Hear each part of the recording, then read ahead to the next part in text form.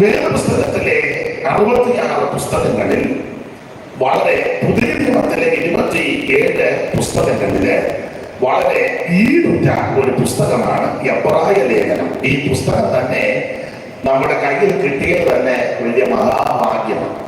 ഇത് കയ്യിൽ കിട്ടിയത് തന്നെ വലിയ ഭാഗ്യമാണ്.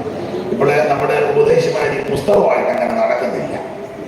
എല്ലാവരുടെ കയ്യിൽ, മിക്കവരുടെ കയ്യില് ജാമോ ഉണ്ടാവുകയാണ്. ശുശ്രൂഷയിൽ മിക്കപ്പോഴും അങ്ങനെയുള്ളവനെയൊന്നും സ്റ്റേജ് കയറ്റരുതെന്ന എൻ്റെ അഭിപ്രായമാണ്. പിന്നെ ഒരു സാധാരണ മുഴുവനും അങ്ങനെയാണ് മെന്റാലിറ്റിയാണ് ആരെങ്കിലും ചേർന്ന്. അപ്പൊ വന്നതെല്ലാം ഒരു ആകെ പോയതെല്ലാം മുഴുവനും പിള്ളേർ എന്ന് പറഞ്ഞ പോലെ വന്നത് മുഴുവനും അത് അങ്ങനെ പരിവെക്കല. എങ്കിലും നിങ്ങൾ ഇഷ്ടമുണ്ടേ ചോദിച്ചാൽ മതി. ടാബ് നല്ലതാ, കമ്പ്യൂട്ടർ നല്ലതാ, മൊബൈൽ നല്ലതെല്ലാം നല്ലതാ. പക്ഷേ ഒരാത്മീയ ശുശ്രൂഷയ്ക്ക് വിശേഷിച്ച കർത്താവിന്റെ ദാസന്മാർ ഈ സദസ്സിൽ സ്റ്റേജിൽ നിൽക്കുമ്പോൾ വേദപുസ്തകം എടുത്ത് നിൽക്കുന്നത് യോഗ്യതയും മാന്യതയും അന്തസ്സും. അതാണ് ശരിയായ രീതി. കർത്താവിന്റെ മഹത്വം ഉണ്ടാക്കട്ടെ. അപ്പൊ ഇത് ചെറുതിപ്പോ ഇതൊന്നും വലിയ താല്പര്യം കൊണ്ട് കിടക്കുന്നത് തന്നെ അടുത്ത പേരൊന്നും പറഞ്ഞില്ല. അടുത്ത കാലത്ത് ഒരു ഉപദേശിയ ഇടയ്ക്ക് വെച്ച് ഞാൻ കണ്ട് എവിടെ പോയി ശുശ്രൂഷ ഉണ്ടാകുമെന്ന് പറഞ്ഞു. ഞാൻ മൊത്തത്തിൽ നോക്കിയപ്പോഴേ വരുവക്കേടാ. ആ വസ്ത്രധാരണവും ആ മോന്തയും ആ മീശയുടെ കൃതാവിന്റെ ഇറക്കവും എന്നാലും മനസ്സിലായി പരുവക്കേടാന്ന് മനസ്സിലായി. അത് അവരെ ആവശ്യമുള്ള ആൾക്കാരും ഉണ്ട്. അപ്പം ഞാനപ്പോൾ മൊത്തത്തിൽ ചോദിച്ചു ബൈബിൾ എന്തെന്ന് ചോദിച്ചു. അപ്പൊ പുള്ളി പാലിന്റെ പോകറ്റൊക്കെ എടുത്ത് ഇത്ര ഉള്ളൊരു ബൈബിൾ, അത് മതി, ചെറുത് സോപ്പൊട്ടിയുടെ വരുമ്പോഴാണ് പുള്ളി ശുശ്രൂഷ. അപ്പൊ അതിന് പല കാര്യമുണ്ട്. ഉപദേശിക്കാന്ന് അറിയുകയും ചെയ്യരുത്. എന്നാൽ പല ബിസിനസ് ഒക്കെ അത് എന്റെ വിഷയമായത് കൊണ്ട് അങ്ങോട്ട് പോകുന്നില്ല. എങ്കിലും എന്നെ കേൾക്കുന്ന ബഹുമാനായ ദൈവമക്കളോട് ദൈവദാസന്മാരോട് പറയാം, ഒരു ശുശ്രൂഷ ലഭിക്കുമ്പോൾ ഇതാ യോഗ്യത. ഇത് കയ്യിൽ കിട്ടിയതിന് വലിയ ഭാഗ്യമാണ്. ഇത് ഈ പരിവർത്തനം നമ്മുടെ കയ്യിൽ തരാൻ ആ സാഹിബന്മാർ എന്ത് കഷ്ടപ്പെട്ടെന്നറിയാമോ? ബെഞ്ചമിൻ അടക്കമുള്ളതായ അനേക ദൈവഭക്തന്മാര് ഈ കേരളക്കരയിൽ വന്ന് മലയാള ഭാഷ പഠിച്ച് അത് അച്ചുകൂടമെല്ലാം വരുത്തുകയും ഉണ്ടാക്കുകയും ചെയ്ത് വളരെ കഷ്ടപ്പെട്ട് എന്ത് ബുദ്ധിമുട്ടാണെന്നറിയാമോ ഈ അക്ഷരം, മലയാള അക്ഷരം. ഞാൻ എപ്പോഴും പറയും ഇംഗ്ലീഷ് അക്ഷരമാണ് എളുപ്പമാണ്. അയ്യെന്നുള്ള ഒരു കമ്പി ഇങ്ങനെ വെച്ചാൽ മതി, അയ്യ. ആ സമയം ഇത്ത ഉണ്ടാക്കണ എത്ര വളം കമ്പി വളർത്തി അയക്കുന്ന മതി. ഞാനെന്നുള്ളത് എഴുതുകയാണ്. എന്ത് പ്രയാസമാണ്. അപ്പൊ ഇത്രയും പ്രയാസമുള്ള ഈ അക്ഷരം അതെല്ലാം ക്രമപ്പെടുത്തി എന്ത് ബുദ്ധിമുട്ടിയാണ്.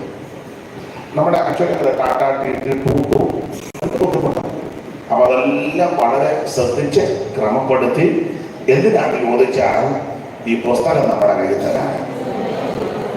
എന്തിനായി പുസ്തകം തരുന്നത് ചോദിച്ചാൽ ഇത് പഠിച്ചാൽ, ഇത് ധ്യാനിച്ചാൽ വിവരമുണ്ടാകും. വിവരമില്ലെന്നോർത്ത് ആരും നിരാശപ്പെടരുത്. പള്ളിക്കൂടത്തിൽ പോകാനത്തില്ല, വിദ്യാഭ്യാസം ശരിയായില്ല, വിവരം എനിക്കില്ല, നീ ഭാരപ്പെടേണ്ട, തോന്നിച്ചാകുകയും വേണ്ട. ഈ പുസ്തകം വായിച്ച് ധ്യാനിച്ചാൽ മതി. ഇത് വായിച്ച് ധ്യാനിച്ച് പഠിച്ചാൽ നിന്നെ വരാൻ ലോകത്തിലാരും കാണുകയില്ല. ഈ ദൈവത്തിന്റെ വചനം എന്നേക്കും നിലനിൽക്കുന്ന വചനം. ഇത് സത്യവചനമാണ്. ഇത് അണ്ണാക്കിന് മധുരമാണ്. ഇത് ഉള്ളിലേക്ക് ശുദ്ധി ചെയ്ത ദൈവത്തിന്റെ വചനം നിർമ്മല വചനമാണ്. ഇത് കാലിന് ദീപമാണ്, പാതയ്ക്ക് പ്രകാശമാണ്, അണ്ണാക്കിന് മധുരമാണ്. ഇത് തേനന് തേക്കട്ടെ. ഇത് മധുരമുള്ള ദൈവവചനമാണ്. ദൈവത്തിന് മഹത്വം. മാത്രമല്ല എബ്രായ ലേഖനം 4:12 എല്ലാവർക്കും മനഃപാഠമാണ്. ഇരുവായത്തിലുള്ള ഏത് വാടിനേക്കാളും മൂർച്ചയേറിയ തിരുവചനമാണ്. അവൻ നമ്മുടെ കർത്താവ് ഒരിക്കൽ ഇങ്ങനെ പറഞ്ഞു, ഇപ്പോൾ സംസാരിച്ച വചന നിമിത്തം നിങ്ങൾ ശുദ്ധിയുള്ളവരാണ്. ഈ വചനം നിന്നെ ശുദ്ധീകരിക്കുന്ന വചനമാണ്. 107 സങ്കീർത്തനത്തിൽ വായിക്കുന്നത്, അവൻ അവന്റെ വചനം അയച്ച് അവരെ സൗഖ്യമാക്കി. ഈ വചനം നിന്നെ സൗഖ്യമാക്കുന്ന വചനമാണ്. കർത്താവിന്റെ മഹത്വം. ഇത് അതിവേഗത്തിൽ ഓടുന്ന വചനമാണ്. ഇളംപുല്ലി പെയ്യുന്ന മഞ്ഞ് പോലെയും മാരി പോലെയും ആ ദൈവത്തിന്റെ വചനം. ഇത് അവൻ നമ്മെ ചൈതന്യപ്പെടുത്തുന്ന വചനമാണ്. ഇരമ്യാവിൽ വായിക്കുന്നത്, യഹോവയുടെ വചനം തീ പോലെയും പാറയെ തകർക്കുന്ന ചുറ്റികയാണ്. യെശയ്യാ പ്രവാചകൻ പറഞ്ഞിരിക്കുന്നത്, എന്റെ വായിൽ നിന്ന് പുറപ്പെടുന്ന എന്റെ വചനം വെറുതെ എന്റെ അടുത്ത് വരത്തില്ല, ഞാൻ അയച്ച കാര്യം സാധിക്കും പ്രവർത്തിക്കും, ഇഷ്ടമുള്ളതെല്ലാം പ്രവർത്തിക്കും. ഇന്ന് രാത്രി ഈ വചനത്തിനായിട്ട് ദൈവത്തെ മഹത്വപ്പെടുത്തുകയാണ്. ഇത് വായിക്കുവാനും ധ്യാനിക്കുവാനും പഠിക്കുവാനും ദൈവം ചെയ്ത കൃപയ്ക്കായിട്ട് സ്തോത്രം. പേര് കൊണ്ട് പറഞ്ഞ അടുത്ത കാലത്ത് ഒരു ദൈവദാസനുമായിട്ട് സംസാരിച്ചപ്പോൾ എനിക്കങ്ങ് നാണക്കേടായി. ഞാൻ നാണം കെട്ടു. അപ്പൊ ഞാൻ പുള്ളിക്ക് വചനത്തിലൊക്കെ തിട്ടമുണ്ട്. അപ്പൊ ഞങ്ങൾ യോഗി ചോദിച്ചപ്പോൾ ഞാൻ ചോദിച്ചു, വേദപുസ്തകം എത്ര പ്രാവശ്യം വായിച്ചു? പുള്ളി പറഞ്ഞു 280 പ്രാവശ്യം വായിച്ചു. 281 വായിച്ചുകൊണ്ടിരിക്കുക. ഞാൻ അവിടെ നിങ്ങളൊന്ന് ഞെട്ടുവായിരുന്നു. 281 പ്രാവശ്യം വേദപുസ്തകം വായിച്ചെന്ന്. നമ്മൾ എത്ര പ്രാവശ്യം വായിച്ചു?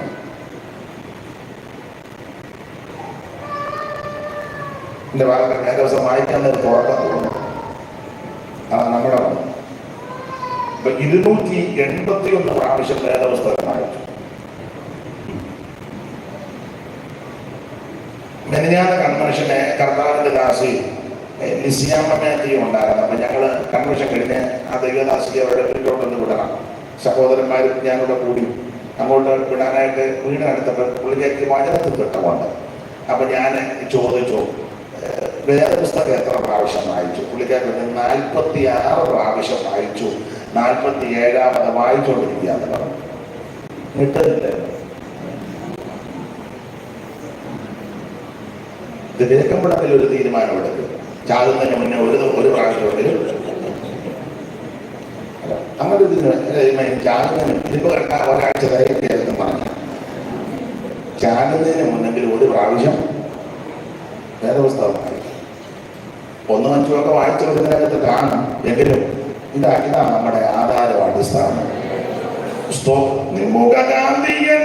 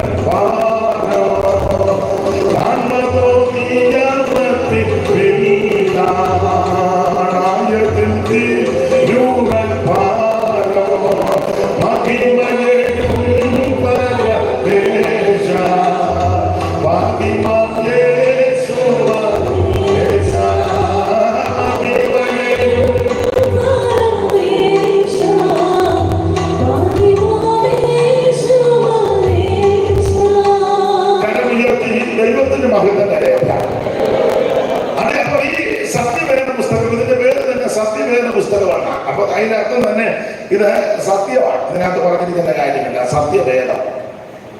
ചെറുപ്പത്തിൽ പഠിച്ചിട്ടുണ്ട്. ഇപ്പോൾ നിങ്ങൾക്ക് അറിയാം, വേറെ വേദങ്ങളുണ്ട്. 4 വേദം, 6 ശാസ്ത്രം, 18 പുരാണം, അങ്ങനെയൊക്കെ ആ പ്രയോഗ ശൈലികൾ.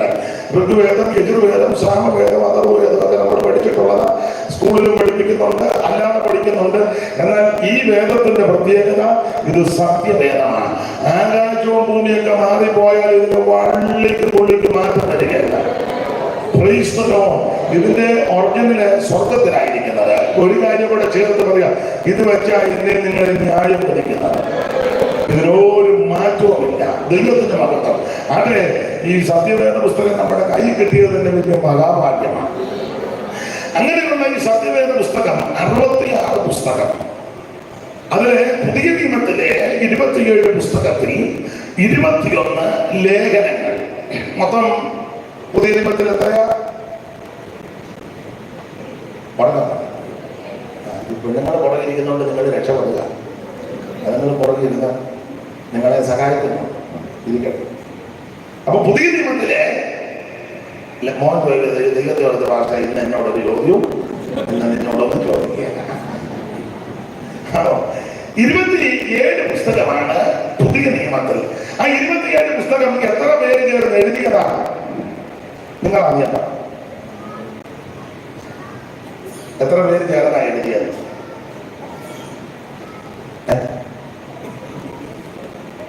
അഞ്ചാണെന്ന് എന്നോട് ചോദിക്കുകയാണ്, ഞാനല്ലേ ചോദിച്ചത്. അമ്മ ഗ്ലാഡീസ്, അമ്മ ഇന്നലെ അങ്ങനല്ലേ പേര് പറഞ്ഞത്? ആ, ഗ്ലാഡീസ് ആൽ പാർട്ടി, അങ്ങനെ പറയാം. എത്ര പേര് കൂടി ആ പുതിയ നിയമത്തിലെ പുസ്തകം 22 എഴുതിയത്?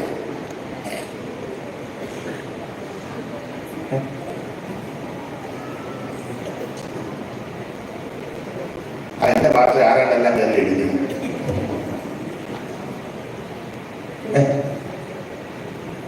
ഇങ്ങനെ വെച്ചാൽ ഞാൻ കലാമണ്ഡലത്തിന് വന്നതല്ല.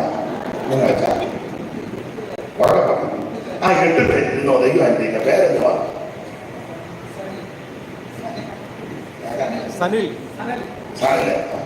ദൈവം കൊണ്ടുവന്നതാണ്. അപ്പോൾ പുതിയ നിയമത്തിലെ പുസ്തകങ്ങൾ ഇവിടെ ഇവരൊക്കെ ആൻസർ പറഞ്ഞു. ദൈവദാസന്മാരോട് ചോദിക്കത്തില്ല.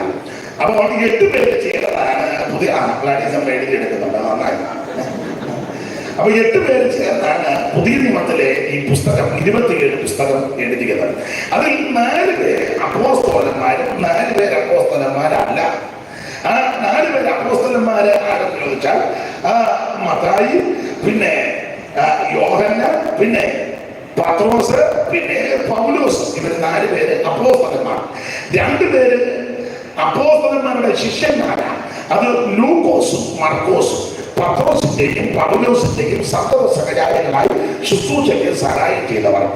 2 പേര് നമ്മുടെ കർത്താവാകുന്ന യേശു ക്രിസ്തുവിന്റെ അർത്ഥ സഹോദരന്മാരാണ്. അത് യൂദയും യാക്കോബും. ഇങ്ങനെ 8 പേര് ചേർന്ന് എഴുതിയ ഈ പുസ്തകമാണ് പുതിയ നിയമത്തിലെ 27 പുസ്തകം. ആ പുതിയ നിയമത്തിലെ 27 പുസ്തകത്തിൽ പ്രാരംഭത്തിൽ 4 സുവിശേഷ പുസ്തകം: മത്തായി, മർക്കോസ്, ലൂക്കോസ്, യോഹന്നാൻ. ഇന്നലെ മുഖവരിയായിട്ട് പറഞ്ഞല്ലോ സുവിശേഷം. അത് മതം മാറ്റുകയല്ല, സഭ മാറ്റുകയല്ല, ബഹളവും പ്രാണവും ഉണ്ടാക്കുകയല്ല, ആളെ കൂട്ടി ഓളം ഉണ്ടാക്കുകയല്ല.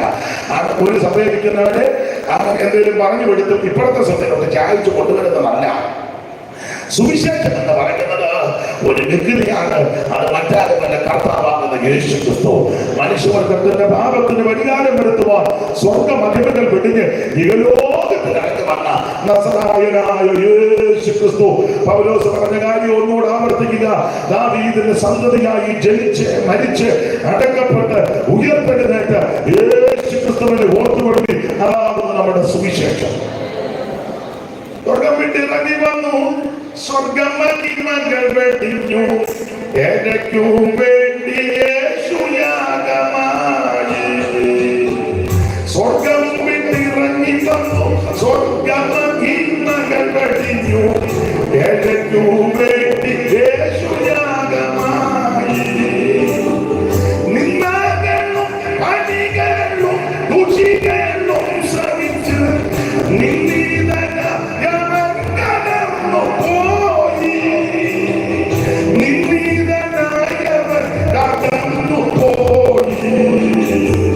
സ്വർഗത്തുവിട്ടിറങ്ങി വന്നു, സ്വർഗമഹിമകൾ വെടിഞ്ഞു, എനിക്കു വേണ്ടി യേശു യാഗമായി.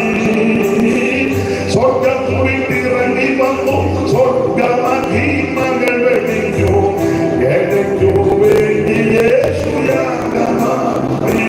അപ്പോൾ സ്വർഗമഹിമകൾ വിട്ട് ഈ ലോകത്തിൽ ഇറങ്ങി വന്ന നസറേയനാകുന്ന യേശു ക്രിസ്തു. ഫിലിപ്പിയ ലേഖനത്തിലെ വാക്യം എല്ലാവർക്കും മനഃപാഠമാ. ദൈവരൂപത്തിലിരിക്ക ദൈവത്തോടുള്ള സമത്വം മുറുകെ പിടിച്ചുകൊള്ളണമെന്ന് വിചാരിക്കാതെ ദാസരൂപമെടുത്ത് വേഷത്തിൽ മനുഷ്യനായി തന്നെത്താൻ താഴ്ത്തി മരണത്തോട് ക്രൂശിന്റെ മരണത്തോട് അനിശ്ചരണമുള്ളവരായിരുന്ന നസറേയനാകുന്ന യേശു ക്രിസ്തു. അതാ സുവിശേഷം. ആ സുവിശേഷത്തിന്റെ 4 വിശേഷതയാണ് ഈ 4 പേരും രേഖപ്പെടുത്തിയിരിക്കുന്നത്. അത് പിന്നീട് അപ്പോസ്തല പ്രവൃത്തി എന്ന് പറഞ്ഞാൽ സുവിശേഷത്താൽ കടന്നു വന്ന അപ്പോസ്തലന്മാരെ കൊണ്ട് ദൈവം തമ്പുരാൻ ചെയ്യിച്ച പ്രവൃത്തികൾ, അതാണ് അപ്പോസ്തല പ്രവൃത്തി. പിന്നെ ബൈബിൾ സ്കൂളിലും പഠിക്കുവാനും ഒക്കെ ആയിട്ട് വേറൊരു പ്രയോഗം പറയും, പരിശുദ്ധാത്മാവിന്റെ പ്രവൃത്തികളുടെ പുസ്തകം. അതെ, അങ്ങനെ അപ്പോസ്തല പ്രവൃത്തികളാണ്. അപ്പോസ്തലന്മാരുടെ പ്രവർത്തനങ്ങളാൽ നിരവധി സഭകൾ ഉടലെടുത്തു. ആ സഭയെല്ലാം കർത്താവിന്റെ വരവിൽ കൈവിടപ്പെട്ടു പോകാതെ ആ വരവിൽ ചേർത്ത് കൊള്ളപ്പെടണം. അതിന് മാറ്റം, കറ, ചുരുക്കം, മാലിന്യമൊന്നുമില്ലാതെ ശുദ്ധയും ശുഭ്രയുമായി തനിക്ക് മുൻനിർത്തേണ്ടതിന് ആ വചനത്തിന്റെ ഉപദേശവും വചനത്തോടുകൂടിയ ജലസ്നാനത്താലൊക്കെ ഇവരെ വെടിപ്പാക്കി തനതായ ഉപദേശങ്ങൾ കൊടുത്ത് പ്രമാണം കൊടുത്ത് കാര്യങ്ങൾ പറഞ്ഞവരെ ഓരോ ദിവസം ഒരുക്കപ്പെട്ടവരായി കർത്താവിന്റെ വരവിനായി അവരെ വാർത്തെടുക്കണം. അതിനാണ് ആത്മനിയോഗം പ്രാപിച്ച് ഈ ലേഖനങ്ങൾ അപ്പോസ്തലന്മാരാൽ ദൈവദാസന്മാരാൽ എഴുതപ്പെട്ടത്. റോമാലേഖനം മുതൽ യൂദയുടെ ലേഖനം വരെ 21 ലേഖനം. ഈ 21 ലേഖനങ്ങൾ പഠിക്കുമ്പോൾ നിങ്ങൾക്കറിയാം, അറിയാത്തവരുടെ ആരുടെയും അറിവിനായി പറയുന്നത് നിങ്ങൾക്ക് ഇതെല്ലാം അറിയാം, നിങ്ങളുടെ ഇരിപ്പ് കാണുമ്പോൾ എനിക്കും അറിയാം. അപ്പൊ അതുകൊണ്ട് നിങ്ങളോട് മാത്രം എനിക്ക് ഉദ്ദേശിക്കുന്നത്, വെളിയിലൊക്കെ മൈക്ക് വെച്ചിട്ടുണ്ട്, അപ്പൊ അവിടെയും ചിലരൊക്കെ ശ്രദ്ധിക്കുന്നു, അവർ പിന്നെ പറയുന്നത് അവിടുത്തെ കിടന്നു അവിടെ 2 ദിവസമായിട്ട് കിടന്ന് അലച്ചത് എന്ന് പറയരുത്. അപ്പൊ അത് അവർക്കൊന്ന് മനസ്സിലാകാനാ ഇത് ഈ പറയുന്നത്. അപ്പോൾ 21 ലേഖനങ്ങളിൽ സിംഗഭാഗ ലേഖനങ്ങളും നമുക്കറിയാം പൗലോസിനാൽ എഴുതപ്പെട്ട ലേഖനമാണ്. ഏതാണ്ട് 14 ലേഖനങ്ങൾ പൗലോസിനാൽ എഴുതപ്പെട്ട ലേഖനമാണ്. ശിഷ്ടമുള്ള ലേഖനം യാക്കോബിന്റെ 1 ലേഖനം, യൂദയുടെ 1 ലേഖനം, പത്രോസിന്റെ 2 ലേഖനം, യോഹന്നാന്റെ 3 ലേഖനം. ഇങ്ങനെയാണല്ലോ 21 ലേഖനങ്ങൾ. ഈ 21 ലേഖനങ്ങളിൽ പൗലോസിന്റെ 14 ലേഖനങ്ങളെ ദൈവശാസ്ത്രപരമായിട്ട് പഠിപ്പിക്കുമ്പോൾ 4 വിധത്തിലാണ് സാധാരണ പഠിപ്പിക്കുന്നത്. 1 രക്ഷാ തത്വശാസ്ത്ര പ്രകാരമുള്ള ലേഖനം, 2 ക്രിസ്തുശാസ്ത്രത്തെ കീർത്തിക്കുന്ന ലേഖനം, 3 സഭാശാസ്ത്രപരമായ ലേഖനം, 4 അന്ത്യകാല ശാസ്ത്രപരമായ ലേഖനം. ആ ഭാഗത്തേക്കൊന്നും പോകുന്നില്ല, കർത്താവിന്റെ മഹത്വം. അതില് എബ്രായ ലേഖനം വളരെ ഈടുറ്റ ലേഖനമാണ്. ഈ പുതിയ നിയമത്തിലെ 3 ലേഖനങ്ങളിൽ വിശേഷിച്ച് പൗലോസിന്റെ ലേഖനങ്ങൾ പഠിക്കുമ്പോൾ 3 ലേഖനങ്ങൾ തർജ്ജന ലേഖനങ്ങളാണ്. 1 ഗലാത്യ ലേഖനം, 2 കൊരിന്ത് ലേഖനം, 3 എബ്രായ ലേഖനം. ഈ 3 ലേഖനങ്ങൾ തർജ്ജന ലേഖനങ്ങളാണ്.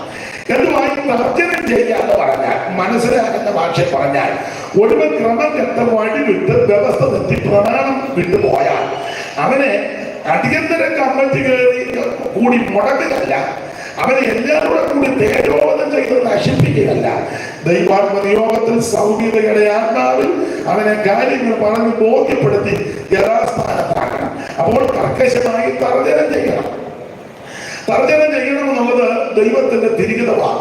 പൗലോസ് ലേഖനത്തിൽ തന്നെ പറഞ്ഞിട്ടുണ്ടല്ലോ, നമുക്കറിയാം, വചനം പ്രസംഗിക്കാം, സമയത്തിനും അസമയത്തിലും ഒരുങ്ങിയിരിക്കാം, സകല ദീർഘക്ഷമയോടും ഉപദേശത്തോടും കൂടെ ശാസിക്കാം. അടുത്ത പദം തർജ്ജനം ചെയ്യാം. അപ്പോൾ തർജ്ജനം ചെയ്യണം എന്നുള്ളത് ദൈവത്തിന്റെ വ്യവസ്ഥയാണ്. 3 ലേഖനങ്ങൾ തർജ്ജന ലേഖനമാണ്. 1 ഗലാത്യ ലേഖനം, 2 കൊരിന്ത് ലേഖനം, 3 എബ്രായ ലേഖനം. ഈ 3 ലേഖനങ്ങൾ തർജ്ജന ലേഖനമാകാൻ നാടൻ ഭാഷയെ മനസ്സിലാക്കുന്ന ഭാഷയെ പറഞ്ഞ 3 പെശകിനെതിരെയുള്ള ലേഖനമാണ്. ഭാഷയ്ക്ക് അല്പം വ്യത്യാസമുണ്ട്, തിരുവനന്തപുരവും മധ്യതിരുവിതാംകൂറും. അപ്പൊ അതുകൊണ്ട് അല്പം വ്യത്യാസത്തിലുമെങ്കിലും കാര്യങ്ങൾ മനസ്സിലാക്കിയാൽ മതി. 3 പെശകിനെതിരെയുള്ള ലേഖനമാണ് ഈ 3 ലേഖനം. 1 ഉപദേശ പെശകൻ, 2 വിശ്വാസ പെശകൻ, 3 ജീവിത പെശകൻ. ഈ 3 പെശകിനെതിരെയാണ് പൗലോസ് ഈ 3 ലേഖനം എഴുതിയിരിക്കുന്നത്. അത് വിവരിക്കുന്നില്ല. ഗലാത്യ ലേഖനം ഉപദേശ പെശകിനെതിരെ എഴുതിയ ലേഖനമാണ്. ഗലാത്യ വിശ്വാസികളൊക്കെ വളരെ നല്ല ആൾക്കാർ, പ്രാരംഭത്തിൽ വളരെ പോരാട്ടങ്ങളൊക്കെ സഹിച്ചു വന്നവരാണ്. പക്ഷേ കാലങ്ങൾ കുറെ കഴിഞ്ഞപ്പോൾ ഇതിനകത്ത് ദുരുപദേശക്കാർ കയറി ദുരുപദേശം പഠിപ്പിച്ച് അങ്ങനെ ഇവര് പെശകാൻ തുടങ്ങി. അതുകൊണ്ട് ഒടുവിലൊക്കെ പൗലോസ് പറഞ്ഞു, ഞാൻ നിങ്ങൾക്ക് വേണ്ടി അധ്വാനിച്ചത് വെറുതെ ആയോ എന്ന് എനിക്കിപ്പോൾ ഭയം. നിങ്ങളുടെ പോകുന്ന രീതി, ഇപ്പോഴത്തെ വരവും ആ ഇരിപ്പും നിങ്ങളുടെ ജീവിത ശൈലികളൊക്കെ കണ്ടിട്ട് ഭയം തോന്നുന്നു. ആരംഭ സമയത്തൊക്കെ നിങ്ങൾ വളരെ തീഷ്ണതയോടെ, ഉണ്മയോടെ, വളരെ പ്രാരംഭത്തോടെ, പ്രത്യാശയോടെ കർത്താവിനെ സേവിച്ചവരും ഭജിച്ചവരും ആരാധിച്ചവരുമായി നിങ്ങൾ നിങ്ങൾ ഇപ്പോൾ കുറെ കാലം കഴിഞ്ഞപ്പോൾ നിങ്ങളുടെ ഇപ്പോഴത്തെ പോകുമൊക്കെ കണ്ടിട്ട് വളരെ സങ്കടം തോന്നുന്നു, ഭയവും തോന്നുന്നു. അതിന് പൗലോസ് കൊടുത്തിരിക്കുന്ന ഒരു പ്രയോഗം കാരണം എന്തെന്ന് ചോദിച്ചാൽ, നിങ്ങളിപ്പോൾ ദിവസങ്ങളും മാസങ്ങളും കാലങ്ങളും ആണ്ടുകളും എല്ലാം പ്രമാണിക്കാൻ തുടങ്ങി. ഞാൻ നിങ്ങൾക്ക് വേണ്ടി അധ്വാനിച്ചത് വെറുതെ ആയപ്പോഴും എനിക്ക് ഭയമുണ്ടെന്ന 4-ാം അധ്യായത്തിൽ രേഖപ്പെടുത്തിയിരിക്കുന്നത്. അപ്പോൾ ഇവരെ കർക്കശമായിട്ട് ആ വിഷയത്തിൽ പൗലോസ് ശാസിച്ചു, തർജ്ജനം ചെയ്തു. പൊതുവെ ലേഖനം ജാതികളുടെ ഇടയിൽ പോലും ഇല്ലാത്ത നടപടികളും ദോഷങ്ങളും എല്ലാം സഭയ്ക്കകത്ത് കൊണ്ടുവന്നു. അതുകൊണ്ട് അവരെ കർക്കശമായിട്ട് പൗലോസ് ശാസിച്ചു, ദൈവത്തിന്റെ പകരം തർജ്ജനം ചെയ്തു. 1-ാം അധ്യായം പഠിക്കുമ്പോൾ ഇവരുടെ പക്ഷം പിടിക്കുന്നു, 2-ാം അധ്യായത്തിൽ ഉപദേശം കൈക്കൊള്ളുന്നില്ല, 3-ാം അധ്യായത്തിൽ ഭിന്നതയും അസൂയയും പടക്കവും, 4-ാം അധ്യായത്തിൽ അറിവ് ചീർപ്പിക്കുന്നു, 5-ാം അധ്യായത്തിൽ പ്രമാണത്തിന് നിരക്കാത്ത വിഷയങ്ങൾ അകത്ത് കൊണ്ടുവന്നു, 6-ാം അധ്യായത്തിൽ കോടതി കേസ് പഴക്കമായി നടക്കുന്ന അകത്ത് പരിഹരിക്കേണ്ട വിഷയം വെളിയിൽ കൊടുക്കുന്നു, 7-ാം അധ്യായത്തിൽ കുടുംബ പ്രശ്നം, 8-ാം അധ്യായത്തിൽ വിഗ്രഹാർത്ഥത, തിന്നാമോ തിന്നാൻ പാടില്ലയോ, തിന്നാമെന്ന് കുറെ ആൾക്കാർ തിന്നരുതെന്ന് പൊരുത്തപ്പെട്ട് തിന്നാലും കുടിച്ചാലും പോയപ്പോൾ തർക്കമാണ് 8-ല്. 9-ാം അധ്യായത്തിൽ ഇതെല്ലാം പറഞ്ഞ പൗലോസിന്റെ അപ്പോസ്തലത്തിൽ ചോദ്യം ചെയ്യുന്നു. ഇതൊക്കെ പറയാൻ ഇയാൾ ആരാണ്? ഇയാളെ യേശുവിനെ കണ്ടിട്ടുണ്ട്, അതുകൊണ്ട് ചാരല്ലേ? ഇതൊക്കെ പറഞ്ഞ് പൗലോസിനെ ഒതുക്കാമെന്നില്ല. 10-ാം അധ്യായത്തിൽ വിഗ്രഹാർപ്പണം തിന്ന് എന്റെ വാക്ക് പറഞ്ഞ് മുടിഞ്ഞു പോയി.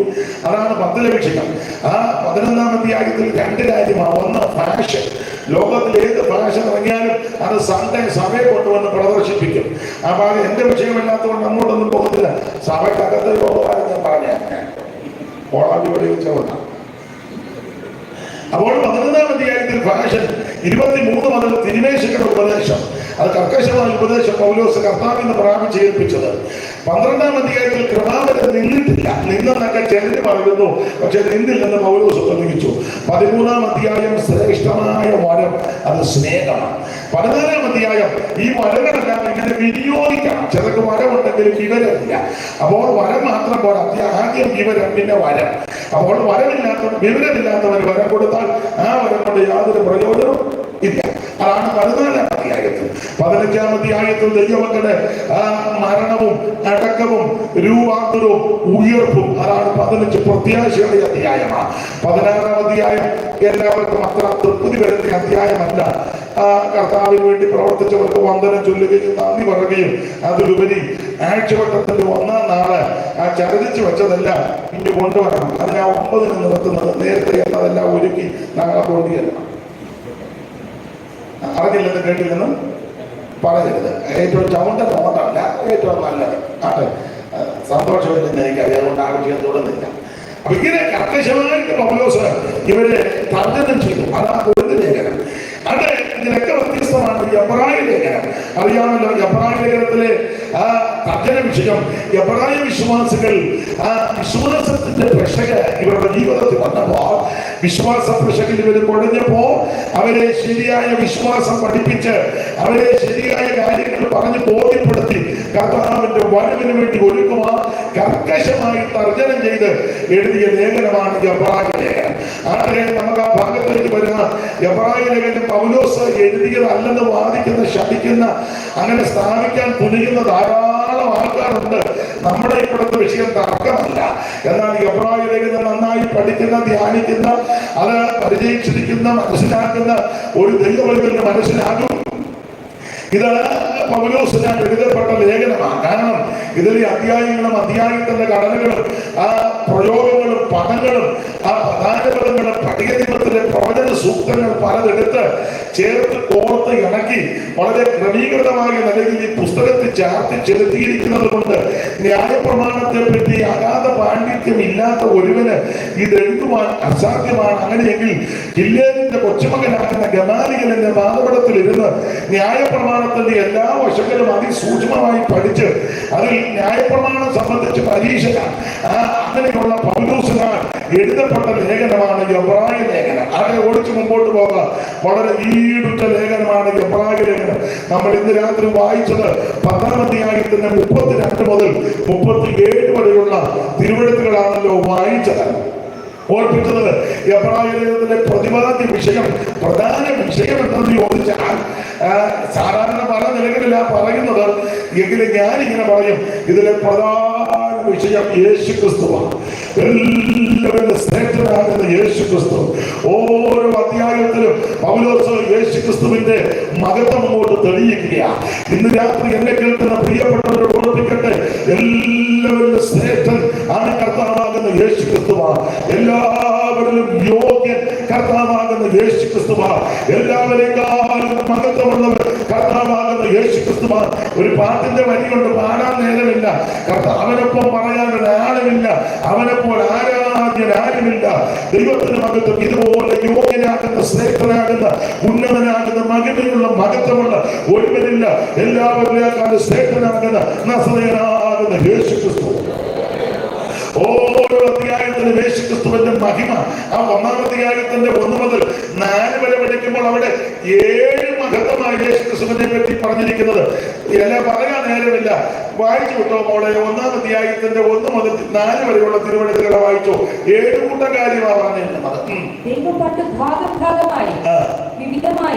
പ്രവാചകന്മാർ മുഖാന്തരം പിതാക്കന്മാരോട് അരുളി ചെയ്തിട്ട് യേശു ക്രിസ്തു രാജാവാണ്. അവിടുത്തെ രാജാവാണ്, പ്രവാചകനാണ്, പുരോഹിതൻ. അത് നമുക്കറിയാം. അപ്പൊ അതിൽ ഒരു പ്രയോഗം ദൈവം കൊണ്ട് ഭാഗമായിട്ടും വിവിധമായിട്ടും പ്രവാചകന്മാർ മുഖാന്തരം പിതാക്കന്മാരോട് അരുളി ചെയ്തിട്ട് പ്രവാചകന്മാർ മുഖാന്തരം പിതാക്കന്മാരോട് എന്ന് പറഞ്ഞാൽ പഴയ നിയമത്തിലെ സകല പ്രവാചകന്മാരെ എടുത്ത് അല്ല കുടുംബ പ്രവാചകന്മാരെ എടുത്ത് എല്ലാ പ്രവാചകന്മാർക്കും എല്ലാ കാര്യവും വെളിപ്പെട്ടിട്ടില്ല, വെളിപ്പെടുകയില്ല. ഭാഗമായിട്ടും വിവിധമായിട്ടും പ്രവാചകൻ എനിക്ക് പറഞ്ഞല്ലോ, യഹോവ എനിക്ക് കാര്യം മറച്ചു വെച്ചത്. എല്ലാ കാര്യവും എനിക്കറിയാവുന്ന ഒരു അമ്മാമ്മയുണ്ട്. ലോകത്തിലുള്ള എല്ലാവരുടെയും കാര്യം പ്രവചിക്കും. പക്ഷെ അമ്മാമ്മയുടെ മോള് ഒരുത്തന്റെ ഓടിപ്പോയത് അമ്മാമ്മയ്ക്ക് മനസ്സിലായില്ല. വേറെ ഞാൻ പറയുന്നില്ല. അല്ലാത്തവരുടെ എല്ലാ കാര്യം അമ്മാമ്മ വെളിപ്പാടുമൊക്കെ കണ്ട് പ്രവചിക്കുന്നതാണ്. പക്ഷെ അമ്മാമ്മയുടെ മോള്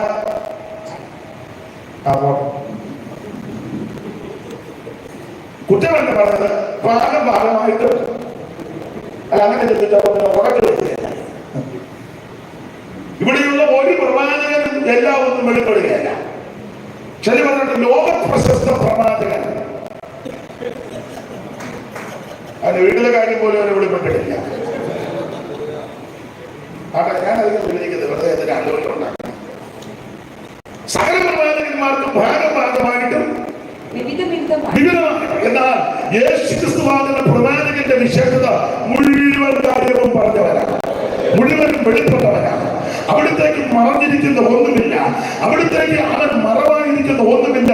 സകലവും അവിടുത്തെ സന്നിധിക്ക് നഗ്നവും മറന്നതും അവനുമായിട്ടാണ് നമുക്ക് കാര്യമുള്ളത്.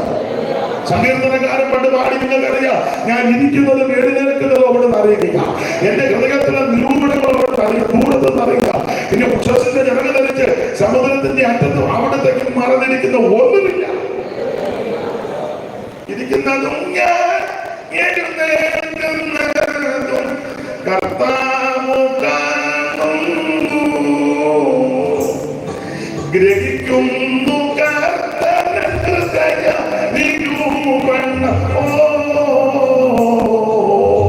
ദൂരത്തു നിന്നും തന്നെ ഈ അത്ഭുതം, ദൂരത്തു നിന്നും തന്നെ ഈ അത്ഭുതം, ഈ പരിജ്ഞാനം,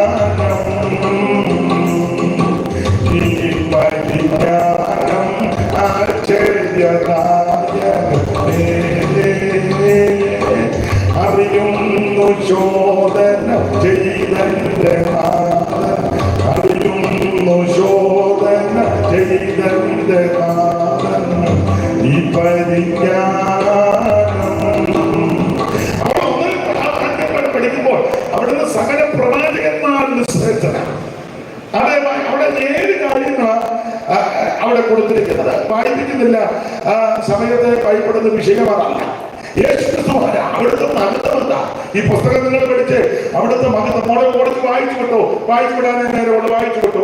പിതാക്കന്മാരോട് അരുളി ചെയ്തിട്ട് ഈ അന്ത്യകാലത്ത് പുത്രൻ മുഖാന്തരം നമ്മോട് അരുളി ചെയ്തിരിക്കുന്നു, സകലത്തിനും അവകാശിയാക്കി വെച്ച്. സകലത്തിന്റെ അവകാശിയായ യേശുക്രിസ്തു, ഈ കാണുന്ന സകലത്തിന്റെ അവകാശി യേശുക്രിസ്തുവാ.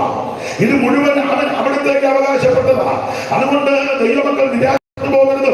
സകലത്തിന്റെ അവകാശം നമ്മുടെ കർത്താവാകുന്ന യേശുക്രിസ്തു. പിന്നെ അവൻ മുഖാന്തരം ലോകത്തെയും ഉണ്ടാക്കി. ഇത് മുഴുവൻ കർത്താവ് ഉണ്ടാക്കിയതാ. ഓടാലിയെടുത്തറിഞ്ഞപ്പോ ഉണ്ടായതൊന്നുമല്ല.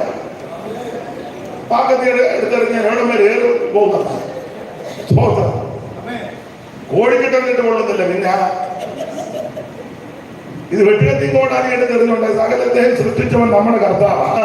സകലത്തിലും അവകാശി അവനാണ്. സകലത്തെയും ലോകത്തെയും ഉണ്ടാക്കി. പിന്നെ അവൻ അവന്റെ തേജസ്സിന്റെ പ്രഭയിൽ. അയ്യോ, തേജസ്സിന്റെ പ്രഭയാണ്. നോക്കിയാൽ തന്നെ എന്തൊരു മഹത്വമാണ്. അല്ലാതെ നിന്നെ കൊല്ലുവെന്ന് പറഞ്ഞിരിക്കുകയല്ല. ഇപ്പൊ നിന്റെ കാഴ്ചക്കളയുമെന്ന് പറഞ്ഞു. അങ്ങോട്ട് നോക്കിയാൽ തന്നെ എന്തൊരു പ്രഭയാണ്. പ്രഭയില്ലാത്ത നീ യേശുവിനെ നോക്കിയാൽ നിനക്ക് പ്രഭയുണ്ടാകും. സ്തോത്രം.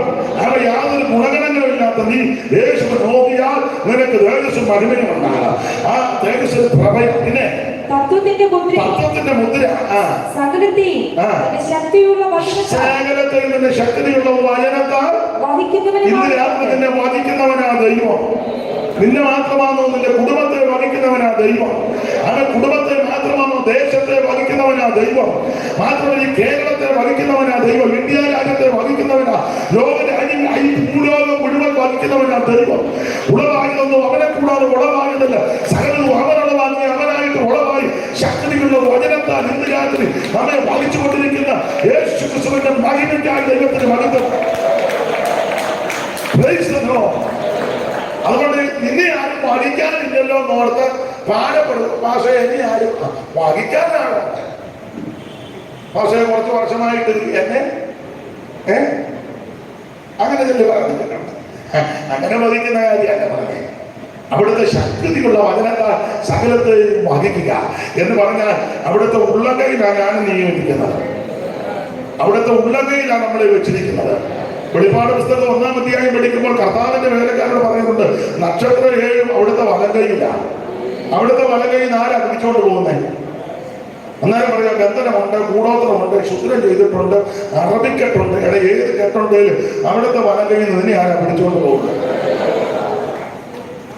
കരുതനാമവൻ കരത്തിന പിടിച്ചിരിക്കയാൽ കരുതനാമവൻ കരത്തിനാൽ പിടിച്ചിരിക്കയാൽ ഒരുവനും പിടിച്ചുവാൻ വിധിക്കുവാൻ കഴിയില്ല.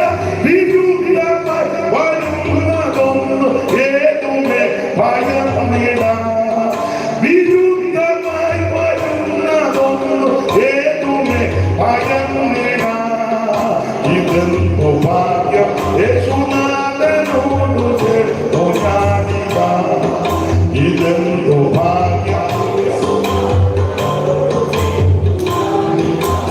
ഇത്ര ശ്രേഷ്ഠനാഥനെന്റെ മിത്രമായി ഭവിക്കുക. ഇത്ര ശ്രേഷ്ഠനാഥനെന്റെ മിത്രമായി ഭവിക്കുക. ഇതെന്തു ഭാഗ്യം സുനാഥനോടു ചേർന്നു ഞാനിത. ഇതെന്തു ഭാഗ്യം.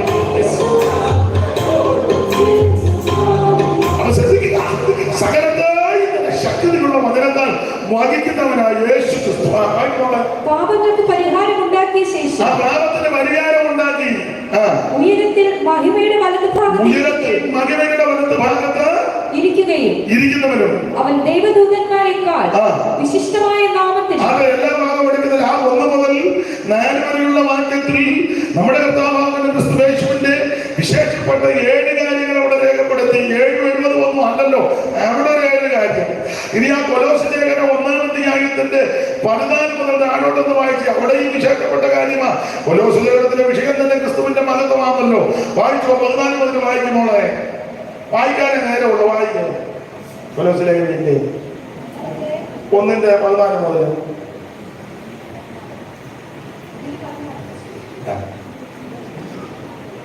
തിരിയുന്നില്ലയോ? 1-ാം അധ്യായത്തിന്റെ 14. അവനിൽ നമുക്ക് പാപമോചനം എന്ന വീണ്ടെടുപ്പുണ്ട്. അവൻ അദൃശ്യനായ ദൈവത്തിന്റെ പ്രതിമയും സർവ്വസൃഷ്ടിക്കും ആദ്യജാതനുമാണ്. സ്വർഗത്തിലുള്ളത് ഭൂമിയിലുള്ളത് ദൃശ്യമായതും അദൃശ്യമായതും സിംഹാസനങ്ങളാകട്ടെ കർത്തൃത്വങ്ങളാകട്ടെ വാഴ്ചകളാകട്ടെ അധികാരങ്ങളാകട്ടെ സകലവും അവൻ മുഖാന്തരം സൃഷ്ടിക്കപ്പെട്ടു. അവൻ മുഖാന്തരവും അവനായിട്ട് സകലവും സൃഷ്ടിക്കപ്പെട്ടു. നേരമില്ലാത്തതുകൊണ്ട് യേശുക്രിസ്തുവിന്റെ മഹത്വമാണ്. സകലത്തെ സൃഷ്ടിച്ചവൻ, സകലത്തെ ഉളവാക്കിയവൻ, സകലത്തെ വഹിക്കുന്നവൻ, സകലത്തെ നിയന്ത്രിക്കുന്നവൻ. Praise the Lord. ഒരു വാക്യം കൂടെ വായിച്ചോ, ഓർക്കുന്നവണ്ടെന്ന് പറയാ, വിഷയമല്ല. തിമോഥെയോസിന്റെ 1-ാം ലേഖനം 6-ാം അധ്യായത്തിന്റെ 15-ാം വാക്യം ചേർത്ത് വായിച്ചിട്ട് വിടാം. രാജാതി രാജാവ്, കർത്താതി കർത്താവ്, രാജാവും കർത്താതി കർത്താവും, താൻ മാത്രം അമർത്യതയുള്ളവനും അവിടുന്ന് മാത്രം അമർത്യതയുള്ളവനും, അടുത്തുകൂടാത്ത വെളിച്ചത്തിൽ വസിക്കുന്നവനും. ധന്യനായ ഏകാധിപതി എന്നൊരു പദം ഉണ്ടല്ലോ, ഇല്ലേ? അത് ഇഷ്ടമല്ലേ ആ പദം? ധന്യനായ ഏകാധിപതിയും, ധന്യനായ ഏകാധിപതിയും, രാജാതി രാജാവും, കർത്താതി കർത്താവ്, താൻ മാത്രം അമർത്യതയുള്ളവനും. യേശുക്രിസ്തുവിന്റെ മഹത്വമാണ്. ഇന്ന് രാത്രി ഒരു കാര്യം ദൈവമക്കളോട് പറയാം, ഈ ആയുസ് നമുക്ക് ലഭിച്ച ഏറ്റവും വലിയ ഭാഗ്യം, ഇതുപോലെ മഹത്വമുള്ള ശ്രേഷ്ഠനാകുന്ന ഉന്നതനാകുന്ന മഹിമയുള്ള ഒരുവനെ ആരാധിക്കുവാനും സേവിപ്പാനും സ്നേഹിപ്പാനും ഭജിപ്പാനും ഇടയായത് ജീവിതത്തിലെ ഏറ്റവും വലിയ ഭാഗ്യം. രാജാതി രാജാമുനി, രാജാതി രാജാമുനി, എന്നും കർത്താതി കർത്താവുനി, രാജാതി രാജാമുനി, എന്നും കർത്താതി കർത്താവുനി,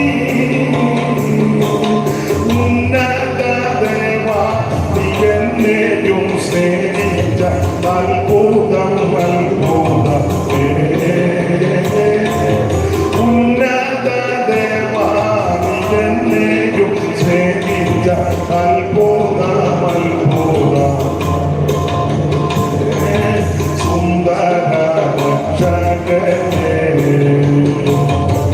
സുന്ദര രക്ഷകനേ, എനിക്കാനന്ദ കാരണനേ,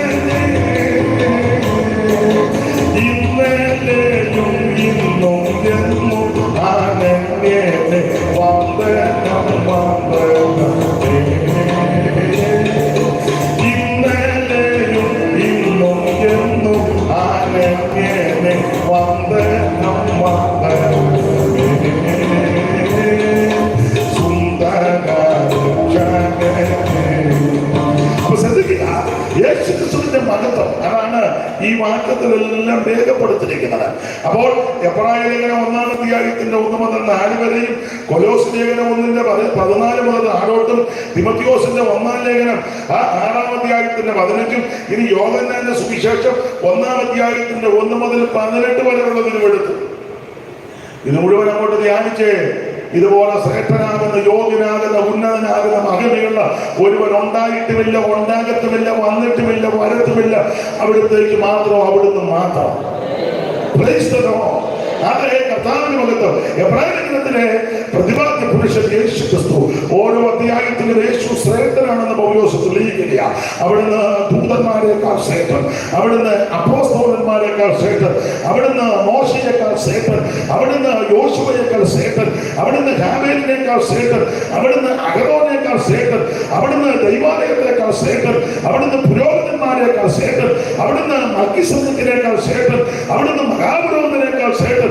ഒന്നുകൂടെ തെളിച്ച് പറഞ്ഞാൽ അവിടുന്ന് സ്വർഗത്തേക്കാൾ ശ്രേഷ്ഠൻ. ഇതുപോലെ ശ്രേഷ്ഠനാകുന്ന, യോഗ്യനാകുന്ന, ഉന്നതനായ വേറൊരുവനില്ല. അതാണ് യേശു ക്രിസ്തുവിന്റെ മഹിമ. അതെ, ഓരോ അധ്യായത്തിന് ക്രിസ്തുവിന്റെ ശ്രേഷ്ഠത, മഹത്വം പൗലോസ് കൊണ്ട് വെളിപ്പെടുത്തി. അങ്ങനെ പോയാൽ ആ നിലയിൽ പോകും. എബ്രായ ലേഖനം എഴുതാനുള്ളതിന്റെ ഒരു കാരണം, എബ്രായ ക്രിസ്ത്യാനികള് ഇവര് ശിങ്കമാകുന്ന ആൾക്കാരും യഹൂദ മതം വിട്ട് ഈ നസ്രായ മാർഗത്തിലേക്ക് വന്നവരാ. യഹൂദ മതം വിടുക എന്ന് പറഞ്ഞാൽ ചെറിയ കാര്യമല്ല. യഹൂദനെ കണ്ടാൽ അറിയാം, യഹൂദന് വിശേഷതയുണ്ട്, അപ്പൊ തന്നെ കുഴപ്പടിയുണ്ട്. അതെല്ലാം ഇപ്പൊ എടുക്കുക, കുഴപ്പടിയുണ്ട്. പുതിയ നിയമത്തിലേക്ക് വരുമ്പോൾ യേശുവിനെ ക്രൂശിച്ചവർ യവന്മാരാണ് എഴുതി വെച്ചേക്കുന്നത്. ദൈവവചനം പ്രസംഗിക്കുന്നതിന് യവന്മാർ എതിരുവോ? ദൈവദാസന്മാരെ തുരത്തി ഓടിക്കാൻ ഇവര് മുന്നിൽ നിന്നവരാ. അന്നേരം നമ്മുടെ കേരളത്തിൽ തന്നെ ചില ആൾക്കാർ പറഞ്ഞ് ഞങ്ങൾ യഹൂദന്മാരാണ്, നീ മിണ്ടാതിരിക്കുന്നതാണ് നല്ലത്. വേറെ കുഴപ്പടിയാണ്. എന്നാൽ എന്നെ മറുവശം യഹൂദനെ കണ്ടാൽ അറിയാം, അത് എവിടെ വെച്ച് കണ്ടാലും അറിയാം. അവരുടെ നിപ്പും നിലപാടും വസ്ത്രധാരണവും സംസാരവും രീതിയൊക്കെ കണ്ടറിയാം. പക്ഷെ ഇപ്പൊ ഒട്ടും കണ്ടാൽ അറിയാൻ പറ്റാത്ത ബന്ധുക്കോസുകാരെയാണ്. പിന്നെ ആകെ കൂടെ അറിയാവുന്ന സഭായത്തിൽ വരുമ്പോഴാണ് അയ്യോ നമ്മുടെ ആളായിരുന്നു അവിടെ ഒന്നും പറഞ്ഞില്ല. അത് നമ്മുടെ വിഷയമല്ല. കർത്താവിന് മഹത്വം. യഹൂദനെ കണ്ടാൽ അറിയാം. ഇവനൊത്തിരി വിശേഷതകളുണ്ട്. റോമലേഖനം 9-ാം അധ്യായത്തിന്റെ 3 മുതൽ ഒന്ന് വായിച്ചോ. യഹൂദന്റെ വിശേഷത അറിവുള്ള വാക്യമായെങ്കിലും ഒന്ന് വായിച്ചു വിട്ടോ. റോമാലേഖനം 9-ന്റെ 3 മുതൽ. എനിക്ക് തോന്നുന്നത് ഈ പുറകിരിക്കുന്നവർക്ക് ഞാൻ പറഞ്ഞത് ക്ലിയർ ആകുന്നില്ല. അത് മൈക്കില്ലേ മോളെ ക്ലിയർ ആകുന്നില്ല. അതിന് തന്നെ കുഴപ്പം. ഇവർക്ക് ഞാൻ പറയുന്നത് തിരിയണം. അപ്പൊ അതിന് തന്നെ മാർഗം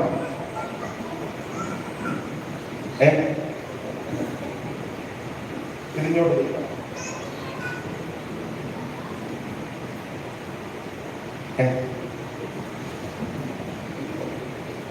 റോമാലേഖനം 9-ന്റെ 3 തിരിയുന്നുണ്ടോ? ഇപ്പൊ തിരിയുന്നുണ്ടോ? കേൾക്കുന്നതല്ലേ ചോദിച്ചത്? തിരിയുന്നുണ്ടോ? ജഡപ്രകാരം എന്നെ ചാർച്ചക്കാരായ എനിക്ക് വേണം. നീ അങ്ങോട്ട് നമ്മോട് വായിച്ചു. ജഡപ്രകാരം എന്നെ ചാർച്ചക്കാരായ എന്റെ സഹോദരന്മാർക്ക് വേണ്ടി ഞാൻ എന്റെ ക്രിസ്തുവിനോട് വേർപെട്ടു ശാപഗ്രസ്തരാകാൻ ഞാൻ ആഗ്രഹിക്കാമായിരുന്നു. അവർ ഇസ്രായേലിയർ. അവരുടെ വിശേഷതകളാണ് താഴോട്ട്. അവര് ഇസ്രായേലിയർ. പിന്നെ പുത്രത്വവും തേജസ്സും നിയമങ്ങളും ന്യായപ്രമാണവും ആരാധനയും വാഗ്ദത്തങ്ങളും അവർക്ക് മാത്രമാ. പിന്നെ പിതാക്കന്മാരും അവർക്കുള്ളവർ തന്നെ. പിന്നെ ജഡപ്രകാരം ക്രിസ്തുവും. ഇതെല്ലാം അവർക്ക് കൊടുത്തിരിക്കുന്ന വിശേഷതകളും പ്രത്യേകതകളുമാണ്. അവിടെ എല്ലാ ഭാഗവും വിസ്തരിക്കുന്നവരെ കണ്ടാനറിയാം. യഹൂദനെ കണ്ടാനറിയാം. അതാണല്ലോ വെള്ളം ചോദിച്ചുടനെ പറഞ്ഞ് യഹൂദനാകുന്ന നീ ശബരിയാകാരിയായ ഏതോ വെള്ളം ചോദിച്ചപ്പം യഹൂദനാകുന്ന എനിക്ക് ഇച്ചിരി വെള്ളം താമസിച്ചെന്നല്ല പറഞ്ഞത്. ഇച്ചിരി വെള്ളം തരാമെന്ന് ചോദിച്ചുള്ളൂ. ആ ചോദ്യവും നിപ്പും നിലപാടും ഒക്കെ കണ്ടവൻ മനസ്സിലായി യഹൂദനാണ്. ഒരു ദൈവവൈദ്യനെ കണ്ടാൽ അറിയാം. വിശേഷിച്ച് ഉപദേശിമാര് ഞായറാഴ്ച സ്റ്റേജിൽ നിൽക്കുമ്പോഴല്ല ഉപദേശിയാന്ന് അറിയേണ്ടത്. തിങ്കളാഴ്ച ചന്തയിൽ നിൽക്കുമ്പോഴും അറിയണം.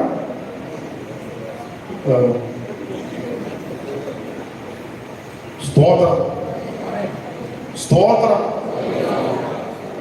ഒരു ദൈവവൈദ്യനെ എല്ലാ സ്ഥലത്തും അറിയണം, വെളിപ്പെടുത്തണം, അറിഞ്ഞിരിക്കണം. അത് പറയുമൊന്നും വേണ്ട. നമ്മളെ കാണുമ്പോൾ പിന്നെ അവർ പറയും. അപ്പൊ ഈ യഹൂദനാകുന്നത് കണ്ടപ്പോഴേ മനസ്സിലായി. അപ്പൊ ഈ യഹൂദനത്തിന് വിശേഷതയുണ്ട് ഈ പറഞ്ഞതല്ല. അപ്പൊ ഇതെല്ലാം വിട്ട് ദൈവാലയം അവർക്കുള്ളതാണ്. യെരൂശലേമിലെ ദേവാലയം വളരെ പ്രൗഢഗംഭീരമായി പണിതുയർത്തിയ ദൈവാലയം. നമുക്കറിയാം പല ദൈവാലയങ്ങളെ പണിതത് ഒടുവിൽ ഹെരോദാവ് ഇത് പുതുക്കി പണിത ആ ശ്രേഷ്ഠമായിരുന്ന ദൈവാലയം. അതിന്റെ ഓരോ കാര്യങ്ങളുമൊക്കെ യഹൂദന് വളരെ പ്രശംസയുള്ള വിഷയങ്ങളാണ്. അതിനകത്ത് ഉപകരണങ്ങള്, അതിന്റെ പണികള്, വിശേഷതകളെല്ലാം അവര് വളരെ എന്തുവാ മറ്റുള്ളവരിൽ നിന്ന് വ്യത്യസ്തരാക്കി തീർക്കുക. അപ്പൊ ദൈവാലയം, ആ ദൈവാലയത്തിൽ പുരോഹിത ബന്ധങ്ങൾ 24 കൂറിന്റെ ക്രമത്തിൽ ശുശ്രൂഷിക്കുന്ന പുരോഹിതന്മാർ. ദാവീദിന്റെ കാലത്ത് അബിയാക്കൂർ മുതൽ സെക്കറിയ കൂർ വരെ 24 കൂറിന്റെ ക്രമത്തിൽ നിന്ന് ശുശ്രൂഷിക്കുന്ന പുരോഹിത ബന്ധങ്ങൾ. ഇവർക്കെല്ലാം സഹായത്തിനായിട്ട് മറ്റു പ്രിയപ്പെട്ടവർ. മാത്രമല്ല ദൈവാലയത്തിൽ കോടിക്കണക്കിന് വിലമതിക്കുന്ന സ്ഥാപന ജംഗമ വസ്തുക്കൾ, മിക്കതും പൊന്നുകൊണ്ടും വെള്ളികൊണ്ടും തങ്കം കൊണ്ടും പൊതിഞ്ഞതുമായ നിരവധി ഉപകരണങ്ങൾ, കോടിക്കണക്കിന് വിലമതിക്കുന്ന ഉപകരണങ്ങൾ ഇതിനകത്തുണ്ട്. പുരോഹിത വരേണ്യന്മാർ ഇവരെല്ലാം നിയന്ത്രിക്കുവാൻ മഹാപുരോഹിതൻ, അത് സ്ഥാനത്തിന്റെ വേഷ വിഭൂഷണനായി മഹാപുരോഹിതനുണ്ട് എന്ന് വേണ്ട. ജാതിയിൽ ഇവര് ശ്രേഷ്ഠരാണ്. അപ്രകാരം എന്ന വ്യക്തിയിൽ നിന്നാണ് ഈ ജാതി, ഈ വംശം, ഈ ജനത ഉടലെടുക്കുന്നത്. എല്ലാ കൊണ്ടും ഇത് ശ്രേഷ്ഠരാണ്. ഇങ്ങനെ മാത്രമല്ല കോടിക്കണക്കിന് വിലമതിക്കുന്ന കാര്യങ്ങളാണ്. വലിയ പള്ളി ചുറ്റുപാട്. അപ്പൊ ഇതെല്ലാം യഹൂദനെ പ്രശംസിക്കുന്നു. അതുകൊണ്ടാണ് യെരമ്യാവിൽ ഇവർ കൂടെ പറയും യഹോവയുടെ മന്ദിരം, യഹോവയുടെ മന്ദിരം, യഹോവയുടെ മന്ദിരം. യെരൂശലേം എന്ന് പറഞ്ഞവരുടെ കേന്ദ്രമാണ്. എവിടെ പോയാലും ലക്ഷ്യവും ഉന്നതമല്ല യെരൂശലേമിലേക്കാണ്. അതുകൊണ്ടാണ് സങ്കീർത്തനക്കാരൻ പ്രവാസത്തോട് ബന്ധപ്പെട്ട പറഞ്ഞതെങ്കിലും യെരൂശലേമിൽ ഞാൻ നിന്നെ മറക്കുന്നുവെങ്കിൽ എന്റെ വലക്കയിൽ നിന്നെ മറന്നു പോകട്ടെ. ഞാൻ നിന്നെ മറക്കുന്നുവെങ്കിൽ എന്റെ നാവ് അണ്ണാക്കോട് പറ്റിപ്പോകട്ടെ. യെരൂശലേമിനെ മറക്കത്തില്ല. യെരൂശലേമിന്റെ മുഖ്യ സന്തോഷമാണ്. ദാവീദിന്റെ കാലത്താണ് ഈ പട്ടണമെല്ലാം ക്രമപ്പെടുത്തി പണിത് മില്ലോയും സമ്മാനനഗരങ്ങളൊക്കെ പണിത് ആഭ്യന്തരമെല്ലാം സുസജ്ജമാക്കി ആ കാര്യങ്ങളെല്ലാം ക്രമപ്പെടുത്തി പാട്ടുകാരെ നിയമിച്ചു, പെട്ടകം കൊണ്ടുവന്നതിന്റെ സ്ഥാനത്താക്കി എന്ന് വേണ്ട. ഇത് യഹൂദനോട് ബന്ധപ്പെട്ട വളരെ ശ്രേഷ്ഠമാണ്. ഇതെല്ലാം വിട്ടേച്ച് ഉപേക്ഷിച്ചിട്ട് ഈ നസ്രായ മാർഗത്തിന്റെ പുറകെ വരിക എന്ന് പറഞ്ഞാൽ ചെറിയ കാര്യമില്ല, അത് വലിയ കാര്യം തന്നെ. ഒന്നും വിടാതെ തന്നെ നമ്മൾ ഇതിനകത്ത് വന്നിരുന്നിട്ട് തന്നെ വലിയ ആളുകൾ ചായിരിക്കുന്നത്. എല്ലാം ഒന്നും നമ്മൾ വിട്ടിട്ടില്ല. വിടാൻ നീ വലിയ താല്പര്യമോ വേണ്ടതില്ല. എല്ലാം ഒന്നും വിട്ടിട്ടില്ല. എന്നാളൊരു തള്ള പറഞ്ഞു, കുഞ്ഞാവെന്ന് ആലോചിച്ചുകൊണ്ടിരിക്കുക. അത് പറഞ്ഞു 10-20 കൊല്ലം അതിനകത്ത് വന്നിട്ട് വിട്ടിട്ടില്ലെന്ന് ഞാൻ അതിന് തെളിവ് തരാം. പക്ഷെ കൺവെൻഷൻ ആയതുകൊണ്ട് പറയാൻ ഒക്കത്തില്ല. നമ്മൾ ഇനിയും വിടേണ്ട ധാരാളം കാര്യങ്ങളുണ്ട്. അത് ഞാൻ പഠനത്തിന്റെ അടിസ്ഥാനത്തിൽ നോട്ട് ചെയ്തു. ഒരു 138 കൂട്ടം കാര്യമുണ്ട് ഗാഡിസമേ. 138. അതെല്ലാം ഇപ്പം മൈക്കിൽ കൂടെ പറയാൻ ഒക്കത്തില്ല. കാരണം പൊതുജനവും കൂടെ അറിയുന്നത് കൊണ്ടാണ് ഭാഗം വിടുക. ഞാൻ നടന്നുക. അപ്പൊ ഒന്നും വിടാതെ തന്നെ പലരും ഇതിനകത്ത് വന്നിട്ട് ആളുകളെ ചിരിക്കുക. അപ്പൊ യഹൂദ ജനം, എബ്രായ ജനം ഇതെല്ലാം വിട്ടതിന് ശേഷം യേശുവിന്റെ പുറകെ ഇറങ്ങി വന്നു. ഈ അതിന്റെ പള്ളിയുടെ ആ പരിപാലനങ്ങളും അതിന്റെ ആചാരങ്ങളും അനുഷ്ഠാനങ്ങളും പെരുന്നാളുകളും ഉത്സവങ്ങളും എന്ന് വേണ്ട ജാതികളുടെ ശ്രേഷ്ഠതയും മഹിമയും ഈ ന്യായപ്രമാണം പുത്രത്വവും മാറ്റത്വവും നിയമങ്ങളൊക്കെ അവർക്കുള്ള പിതാക്കന്മാർ അവർക്ക് അബ്രഹാം, ഇസഹാക്ക്, യാക്കോബ് അതൊക്കെ അവര് പറഞ്ഞാണ് പ്രാർത്ഥിക്കേണ്ടത്. ഇതെല്ലാം വിട്ടേച്ച് വരെ യേശുവിന്റെ പുറകെ വന്നു. അത് ചെറിയ കാര്യമല്ല. യേശുവിന്റെ പുറകെ വരുന്ന ചെറിയ കാര്യമല്ലെന്ന് പറയാൻ കാരണം അവൻ ഉടുത്ത തുണിയല്ലാതെ വേറൊന്നില്ല. കയറിക്കടക്കാൻ ഇടമില്ല, തലചായ്ക്കാൻ ഇടമില്ല, അവൻ ഇരുന്ന് യോഗം നടത്താൻ സ്ഥലമില്ല. വല്ലവരുടെയും പടക് വല്ലവരുടെയും മൃഗത്തിന്റെ പുറത്തായി യെരൂശലേമിലേക്ക് യാത്ര ചെയ്തത്. മിക്കപ്പോഴും ഭക്ഷണമൊന്നുമില്ല. അതുകൊണ്ടാണല്ലോ വിശന്നേക്ക് അത്തിയെ നോക്കിയത്.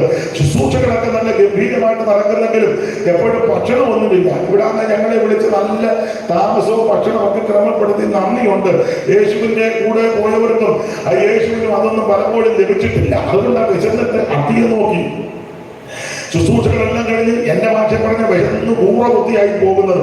അതുകൊണ്ടാണ് വിശന്ന് കാടിനെ കൊണ്ട് ആരുടെയോ വയലിലിറങ്ങി കതിരി പറിച്ച് തിന്നു. ആ ശിമോന്റെ വീട്ടിൽ ചെന്നപ്പോ കൈ കഴുകാതെ ഭക്ഷണം കഴിച്ചു. അന്ന് വിശപ്പൊക്കെ നമ്മുടെ ആൾക്കാർ പ്രാർത്ഥിക്കാതെ കഴിക്കുന്ന ആൾക്കാരുണ്ട്. കൊണ്ട് വച്ചു വെച്ചിട്ടാണ് തിക്കപ്പൊക്കെ തിന്നുകയാണ്. അങ്ങനെയുള്ള ആൾക്കാരുണ്ട്. ഞാൻ എന്നോട് ചോദിച്ചില്ല, പ്രാർത്ഥിച്ചോ? സൂത്രം മുട്ട വായിക്കാത്ത വെച്ചാൽ സൂത്രം ഭൂമി താഴെ പോയത്. എടീ, കഴിക്കുന്നതിന് മുന്നേ പ്രാർത്ഥിക്കുന്നേ നമ്മുടെ ആൾക്കാരുണ്ട്. അങ്ങനെയുള്ള ഒത്തിരി ബിരുദന്മാരുണ്ട്. സ്ഥലമൊന്നും ഞാൻ പറഞ്ഞില്ല. പണ്ടൊരു യോഗത്തിന് അല്പം താമസിച്ചു പോയി. അപ്പൊ നടത്തുകാരൻ പറഞ്ഞു ആൾക്കാർ കഴിക്കാൻ തുടങ്ങി. ഞാൻ ഉപദേശമായിട്ട് പറയാം, കല്യാണം നടത്തുമ്പം ആശീർവാദം പറഞ്ഞു കഴിഞ്ഞാൽ ഞാൻ ഭക്ഷണം ഉണ്ടെങ്കിൽ അതിനോടങ്ങ് പ്രാർത്ഥിക്കണം. അതെ, ഈ സ്ഥലത്തൊക്കെ ഞാൻ അത് കല്യാണം തീർന്നപ്പോൾ കല്യാണം തിരിഞ്ഞു കഴിഞ്ഞാൽ അവിടെ കഴിപ്പം തുടങ്ങി. അത് വേറൊരു വകുപ്പ്. ഞാൻ ഇവിടെ അങ്ങനെ ഞാൻ കണ്ടിട്ടുണ്ട്. ഇവിടെ ഇല്ലായിരിക്കുമല്ലോ. ഞാൻ എനിക്ക് കേൾക്കുന്നത് തന്നെയാണ്.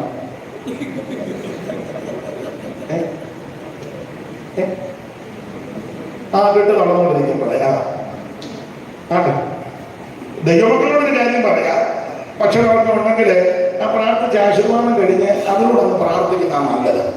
അല്ലെ പിന്നെ അതൊക്കെ അലങ്കോലമാണ്. അപ്പൊ അന്ന് അവിടെ ഭക്ഷണമെല്ലാം ഉണ്ട്. അല്പം വൈകിപ്പോയി. അപ്പൊ ഒരാൾ സ്റ്റേജിൽ എന്ന് പറഞ്ഞു, ഒരാളെ പേര് പറഞ്ഞു പറഞ്ഞു ഇനി ഞാൻ പ്രാർത്ഥിക്കും. അപ്പൊ പുള്ളി മുട്ട കഴിച്ചുകൊണ്ടിരിക്കുമ്പോൾ പുള്ളി പറഞ്ഞു നമുക്ക് വീട് പ്രാർത്ഥിക്കാൻ വിശപ്പുകൊണ്ട് ബുദ്ധിമുട്ടുമുണ്ട്. അപ്പൊ ഇവിടെ കൈ കഴുകാതെ ഭക്ഷണം കഴിച്ച് ശിമോനെ വെട്ടിച്ചത്.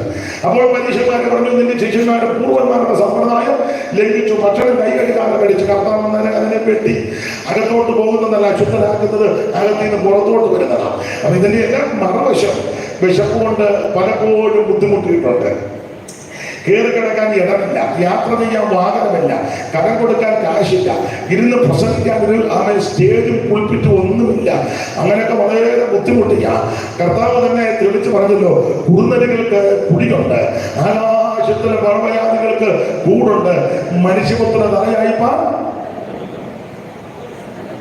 നദികൾക്കു വസിപ്പതിനായി കുടിയും പറവയ്ക്കും വസിപ്പതിനായി കൂടും നദികൾക്കു വസിപ്പതിനായി കുടിയും പറവയ്ക്കും വസിപ്പതിനായി കൂടും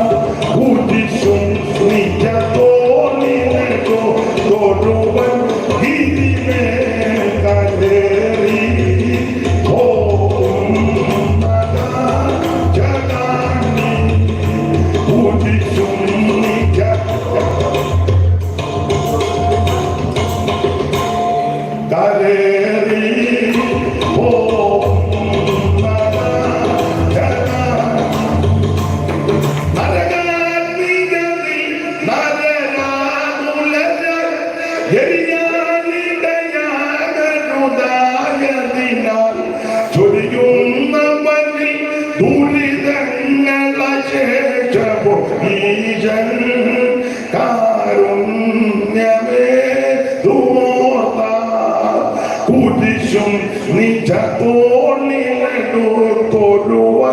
ഗിരിമേൽ കരളി പോകുന്ന കാഴ്ച കാണി.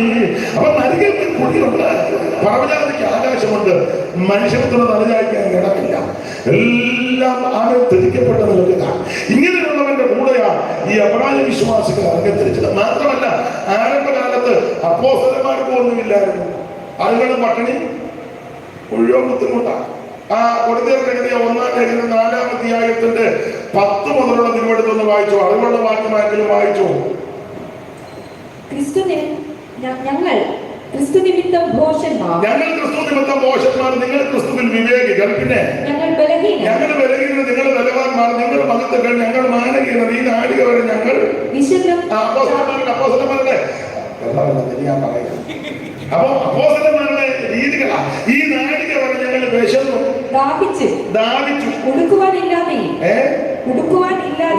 നമുക്കാരുടെ ഇഷ്ടം പോലെ എനിക്കാരുടെ ഇഷ്ടം പോലെ തോന്നിയുണ്ട്. ഒരാൾ ചോദിച്ചു എത്ര മീറ്ററുണ്ട് എല്ലാം കൂടെ? ഞാൻ പറഞ്ഞ 4, 3, 7, 2, 9, 10 മീറ്ററോളം ഉണ്ടെന്ന. ഇഷ്ടംപോലെ നമുക്ക് ഇഷ്ടമാണ്. എത്ര സാഹചര്യമുണ്ട്? എൻ്റെ എണ്ണയില്ലേ? അത് കൂടുതലാണ്. അത് കുറ്റമൊന്നുമല്ല. ആകട്ടെ ഒന്ന് വലിയ മാറി കൊടുത്ത് യോധന വരാമല്ലോ. യോധന മരണം. എന്നാൽ ആരംഭകാലത്ത് അപ്പോസ്തലന്മാർക്ക് ഇങ്ങനെയൊന്നും ധാരാളത്തിലില്ല. ഈ നാടിനെ വരെ ഞങ്ങൾ വിശന്നും, മിക്കപ്പോഴും വിശന്നും, പിന്നെ ദാഹിച്ചു, ഉടുക്കാനില്ലാതെ ഉടുക്കാനില്ല. നന്നാരാ പറഞ്ഞ പത്രോസിന്റെ തുണി അവിടിച്ചിരെ കൊണ്ടുവന്നു. എന്നാലും പറഞ്ഞ അതിന്റെ ഒരു കഷണം ഞങ്ങൾ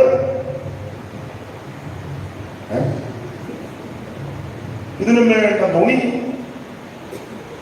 പോട്ടെ, വായിച്ചോ പോട്ടെ. അലോചന ഉണ്ടാക്കില്ല. സ്ഥിരവാസം കൂടാതെ സ്വന്തമായിട്ട് സ്ഥലമൊന്നുമില്ല. വേപ്പട്ടിയെ ഓടിക്കുമ്പോൾ ഓടിക്കുകയല്ലേ. സ്ഥിരവാസം കൂടാ. അന്നേരം പറയാം അന്ത്യോക്യ സിംഹാസനമാണ്. പുസ്തകത്തിൽ വായിക്കുന്ന സ്ഥിരവാസം കൂടാ. അന്നേരം പറയാം അന്ത്യോക്യനല്ല, വത്തിക്കാനിലാണ്. എടാ, വത്തിക്കാനിലുമില്ല, അന്ത്യോക്യനുമില്ല, കുമ്പനാട്ടിലില്ല, മുളപ്പടയിലുമില്ല, ദേവലോകത്തുമില്ല. ദേവലോകത്ത് പറഞ്ഞാൽ അവിടുത്തെ ദേവലോകം, കോട്ടയത്തൊരു ദേവലോകമുണ്ട്. ദേവലോകത്തുമില്ല, ചിങ്ങവനം തയ്യാറായിട്ടുമില്ല, ഒരു സ്ഥലത്തും സ്ഥിരവാസമില്ല. അങ്ങനെ ആ പുസ്തകം പഠിപ്പിക്കുന്നത്. സ്തോത്രം. അപ്പോസ്തലന്മാർക്ക് അങ്ങനെ സ്ഥിരവാസം കൂടാതെയും പിന്നെ അടുത്തത് സ്വന്തം കൈയാൽ വേല ചെയ്ത് അധ്വാനിക്കുന്നു. ശകാരം കേട്ടിട്ട് എല്ലാവരും ശകാരിക്കുക. വെറുതെ പണിയെ പോകുന്നവനും നിങ്ങൾ കണ്ടില്ലേ, നമ്മുടെ പശുപത്തിന് പ്രൈസ്തല്ലോ, അവൻ ചുമ്മാ പോണം. അവൻ അതിനെ പോയാൽ മതി.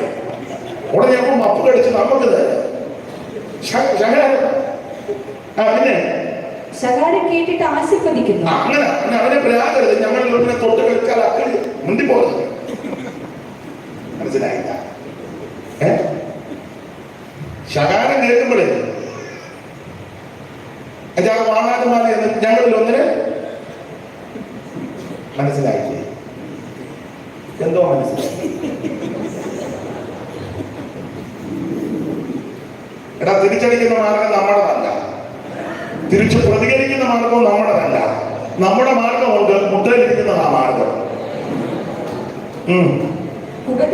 നീ വാർഡ് മെമ്പറിന്റെ പുറകെ പോകരുത്, MLA-യുടെ പുറകെ പോകരുത്, MP-യുടെ പുറകെ പോകരുത്, മന്ത്രിയുടെ പുറകെ പോകരുത്, തന്ത്രിയുടെ പുറകെ പോകരുത്, പ്രധാനമന്ത്രിയുടെ വിവാദനം കൊടുക്കണ്ട, മുഖ്യമന്ത്രിക്ക് കൊടുക്കണ്ട, ജസ്റ്റിസിന് കൊടുക്കണ്ട. ദൈവമൊക്കെ ചെയ്യേണ്ടത് മുട്ടയിലിരുന്ന് പ്രാർത്ഥിക്കണം. നിനക്ക് വേണ്ടി യുദ്ധം ചെയ്യുന്ന ഒരു ദൈവമുണ്ട്.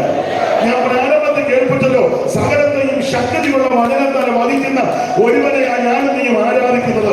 സകലത്തെയും ശക്തിയുള്ള വചനത്താൽ വധിക്കുന്നവനെയാണ് ഞാനും നീയും ഭജിക്കുന്നത്.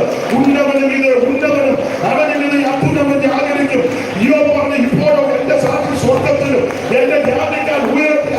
നിനക്ക് വേണ്ടി യുദ്ധം ചെയ്യുന്നൊരു ദൈവമുണ്ട്, നിനക്ക് വേണ്ടി പ്രവർത്തിക്കുന്നൊരു ദൈവമുണ്ട്.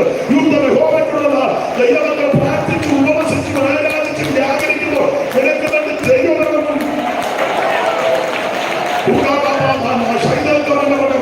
നിനക്ക് വേണ്ടി പ്രവർത്തിക്കുന്നൊരു ദൈവമുണ്ട്.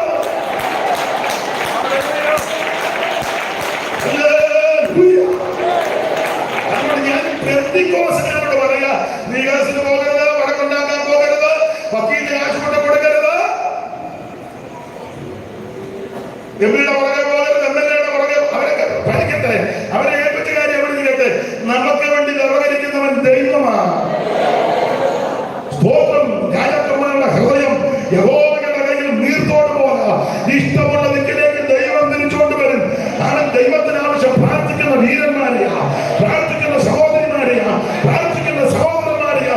നീ മുടങ്ങാതെ ഇരുന്നാൽ രാജ്യത്തിന്റെ സ്ഥിതിഗതികളെ ദൈവം തിരിച്ചു കൊണ്ടുവരും. ദൈവം അത്ഭുതങ്ങളുടെ ദൈവമാണ്, ദൈവം അതിശയത്തിന്റെ ദൈവമാണ്. ദൈവത്തിന്റെ മഹത്വം, ദൈവത്തിന്റെ മഹത്വം, ദൈവത്തിന് തിരിച്ചു പകരം ശകാരിക്കരുത്, തിരിച്ചു പ്രതികരിക്കരുത്. നീ മൗനമായിട്ട് പ്രാർത്ഥിക്കണം. നിനക്ക് വേണ്ടി യുദ്ധം ചെയ്യുന്ന ദൈവമുണ്ട്, നിനക്ക് വേണ്ടി പ്രവർത്തിക്കുന്നത് ദൈവമുണ്ട്. വിശ്വസിക്കുന്നവരെതിരാകും ദൈവത്തിന് മഹത്വം കൊടുക്കുക. ആ വീരന്മാരുടെ മധ്യേ നിനക്ക് വേണ്ടി ഇറങ്ങി വരുന്ന ദൈവം യുദ്ധമഹോമയ്ക്കുള്ളത്. യാതൊരു കലകിക്കുന്നതും വംശങ്ങൾ വ്യക്തമായും നിരൂപിക്കുന്നത് കേട്ട് ഭൂമിയിൽ രാജാക്കന്മാർ അണിനിരക്കുകയും അതിന് കർത്താവിന് വിരോധമായും അവന്റെ അഭിഷേകത്തിന് വിരോധമായി ഒന്നിച്ചു കൂടുകയും ചെയ്തിരിക്കുന്നുവെന്ന് ആത്മസഭയിലെ ദൈവദാസന്മാർ രണ്ടാം സെക്രട്ടറിയോട് പ്രാർത്ഥിച്ച് ഉരുവിട്ടപ്പോൾ ദൈവം ഇരുന്നിരുന്ന സകലെല്ലാം കുലുക്കി ജനത്തിന് ഭീതി വരുത്തി ദൈവപ്രവൃത്തി വെളിപ്പെടുത്തിയെങ്കിൽ പ്രാർത്ഥിക്കുന്ന ദൈവത്തിന്റെ ഭയങ്കരത്തിന് വേണ്ടി ദൈവം അത്ഭുതം കേട്ടു. അനുഭവിക്കുന്നവരും വിശ്വസിക്കുന്നവരും ഇന്ന് രാത്രി ദൈവത്തിന് മഹത്വം കൊടുക്കുക. നിനക്ക് വേണ്ടി പ്രവർത്തിക്കുന്ന ദൈവമുണ്ട്, നിനക്ക് വേണ്ടി യുദ്ധം ചെയ്യുന്ന ദൈവം, നിനക്ക് വേണ്ടി ഇടപെടുന്ന ദൈവം.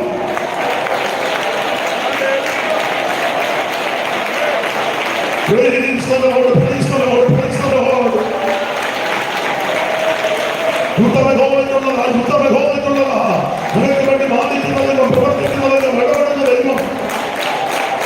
മോനെ, നിങ്ങൾ ആ മൊബൈലിനകത്ത് വെച്ചിട്ട് കൈയടിച്ച് ദൈവത്തെ മഹത്വപ്പെടുത്താനാണ് എന്താ കുന്തം നടത്തിക്കൊണ്ടിരിക്കുന്നത്? മൊബൈലിനകത്ത് വെച്ചിട്ട് കൈയടിച്ച് ദൈവത്തെ മഹത്വപ്പെടുത്താൻ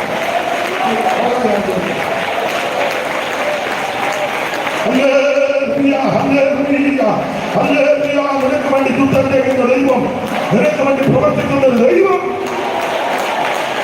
ഓ അനുഭവിക്കുന്നവൻ ഇതിനകത്ത് ദൈവത്തിന് മഹത്വം കൊടുക്കുക.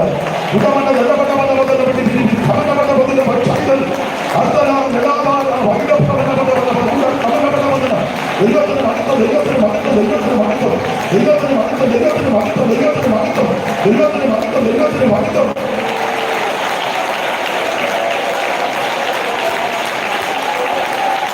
ഓ കൃപ, കൃപ.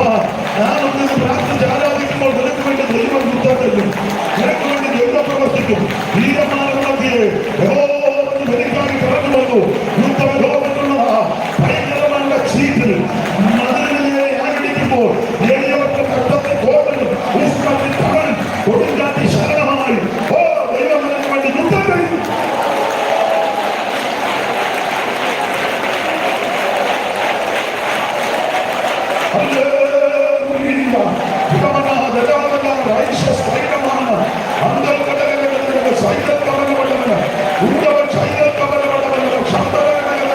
ദൈവത്തിന് മഹത്വം, ദൈവത്തിന് മഹത്വം, ദൈവത്തിന് മഹത്വം, ദൈവത്തിന് മഹത്വം, ദൈവത്തിന് മഹത്വം, ദൈവത്തിന് മഹത്വം. ഓ ദൈവത്തിന് മഹത്വം, ദൈവത്തിന് മഹത്വം, ദൈവത്തിന് മഹത്വം, ദൈവത്തിന് മഹത്വം, ദൈവത്തിന് മഹത്വം, ദൈവത്തിന് മഹത്വം, ദൈവത്തിന് മഹത്വം, ദൈവത്തിന് മഹത്വം, ദൈവത്തിന് മഹത്വം, ദൈവത്തിന് മഹത്വം, ദൈവത്തിന് മഹത്വം, ദൈവത്തിന് മഹത്വം.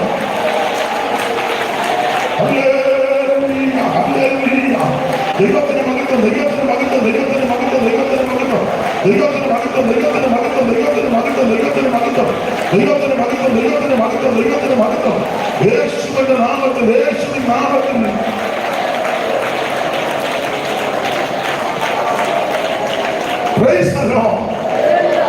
ദൈവത്തിന് ദൈവത്തെ ഭജിച്ച് ദൈവത്തെ ആരാധിക്കുമ്പോൾ നമുക്ക് വേണ്ടി ദൈവമാണ് പ്രവർത്തിക്കുന്നത്.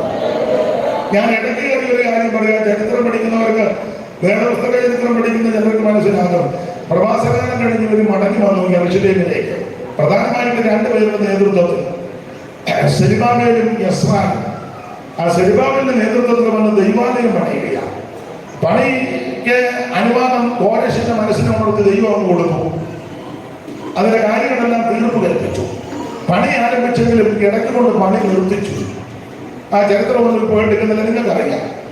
അപ്പോൾ ഹഗായി പ്രവാചകനെ സെക്കറിയ പ്രവാചകനെ ദൈവം എഴുന്നേൽപ്പിച്ചവരെ ധൈര്യപ്പെടുത്തി.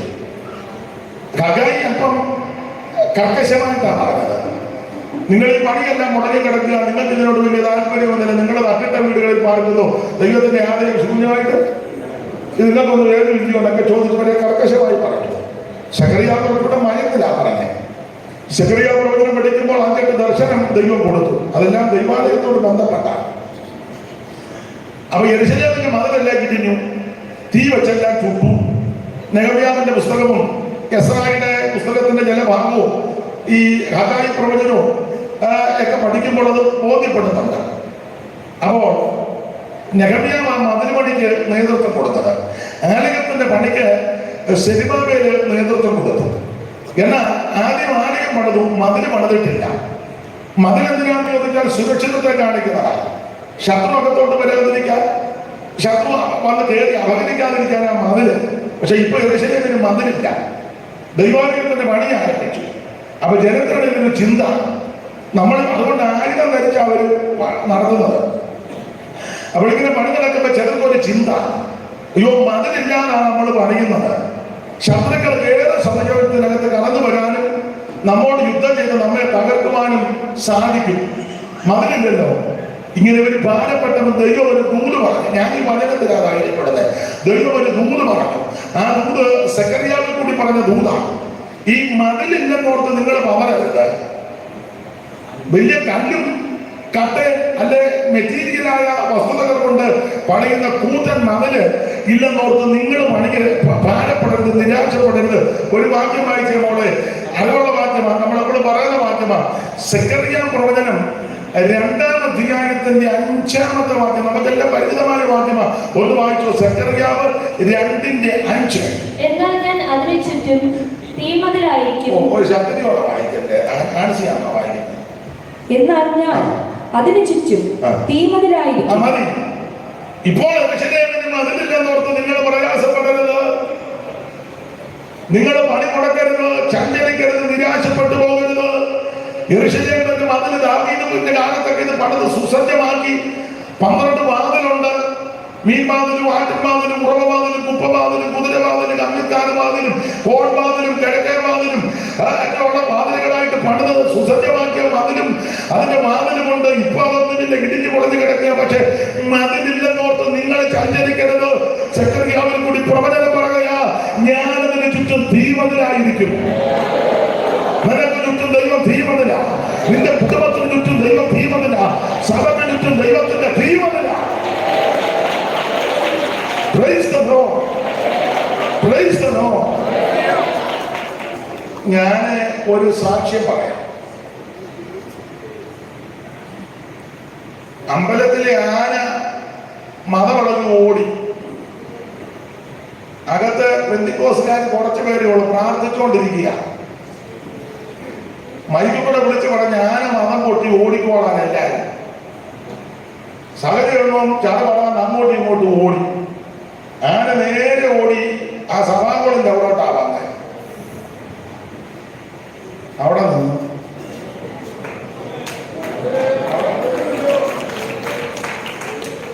സ്തോത്രം. അതാ തീമതിലായിട്ട് ദൈവം കിട്ടും. ഇതിപ്പോ പറഞ്ഞ പെന്തിക്കോസുകാർ തന്നെ വിശ്വസിക്കുകയല്ല, പിന്നെ അല്ല നിന്റെ മോന്ത കാണാൻ പറയാൻ വിശ്വാസം. പക്ഷെ അനുഭവിച്ചവരുണ്ട്, കേട്ടിട്ടുണ്ട്. മണ്ടമേടി യാക്കോച്ചാനെ പറ്റി സമിച്ചാനും പഴയ ആൾക്കാർക്ക് അറിയാം. ആന വന്ന് അദ്ദേഹം കിടന്ന് വീട്ടിലെ തുമ്പിക്കൈ അകത്തോട്ട് ഇങ്ങനെ പട്ടിയാനാണെന്ന് പറഞ്ഞുള്ള അറിവാ. പുള്ളി അല്ലേറിയാണ് അവിടെ കിടന്ന് പറഞ്ഞു. ആന ഒരൊറ്റ ഓട്ടം ഓടിട്ട് കൊച്ചറ ചെന്നാണ് കേട്ടിട്ടുണ്ട്. കുഞ്ചമണ്ണിൽ മാമനുപദേശി നടന്നു പോയപ്പോൾ 2 വർഷവും കയ്യാല, കോട്ടയം ഭാഷയാ കയ്യാല, വലിയ മതിൽ പോലെ, മതിലല്ല കയ്യാല, നടുക്കൂടെ പോവുക. കുറെ ദൂരം ചെന്നപ്പം വെട്ടുപോത്ത് നിൽക്കുന്നത്, അങ്ങോട്ട് ചെന്നാൽ കുത്തും, തിരിച്ചോടിയാ പോത്തും പുറകെ. കുഞ്ചമണ്ണിൽ മാമനുപദേശി പറഞ്ഞു നടന്ന്, കർത്താവ് പോത്ത് നിന്റെ വക, മാമന് നിന്റെ വക, നീ എന്നെ രക്ഷിക്കണം. പഴമക്കാര് പറഞ്ഞുള്ള അറിവാ. പോത്ത് തിരിച്ചു നടന്നു, മാമൻ പുറകെ. ദൈവം നിനക്ക് തീമതിലായിട്ടില്ല. സ്തോത്രം സ്തോത്രം സ്തോത്രം സ്തോത്രം സ്തോത്രം. ഒരു പട്ടാളമായിട്ട് ദൈവം നിനക്ക് വേണ്ടി ചുറ്റും നിൽക്കും. ഒരു തീമതിലായി ദൈവം നിനക്ക് ചുറ്റും നിൽക്കും. ദൈവത്തിന് മഹത്വം, ദൈവത്തിന് മഹത്വം. നിന്നെ തൊടുന്നവൻ ആ കർത്താവിന്റെ കൃഷ്ണവനിയെ തൊടുക. നിന്നെ തൊടാൻ ദൈവം അനുവദിക്കത്തില്ല. ദൈവം നിനക്ക് തീമതിലായിട്ടില്ല. ദൈവത്തിന് മഹത്വം ഉണ്ടാകട്ടെ, ദൈവത്തിന് മഹത്വം ഉണ്ടാകട്ടെ, ദൈവത്തിന് മഹത്വം ഉണ്ടാകട്ടെ, ദൈവത്തിന് മഹത്വം, ദൈവത്തിന് മഹത്വം. ശത്രു തന്നൂടെ മാറി പോലെ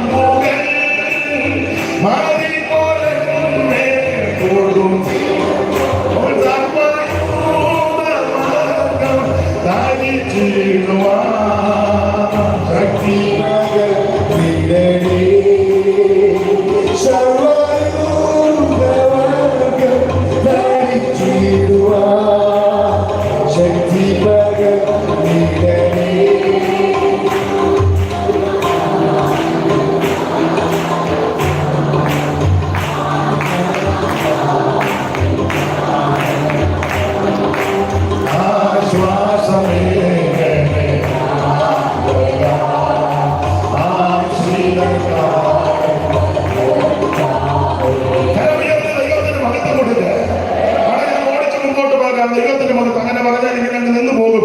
ഓടിച്ചവസാനിപ്പിക്കാം ദൈവത്തിന്റെ മഹത്വം.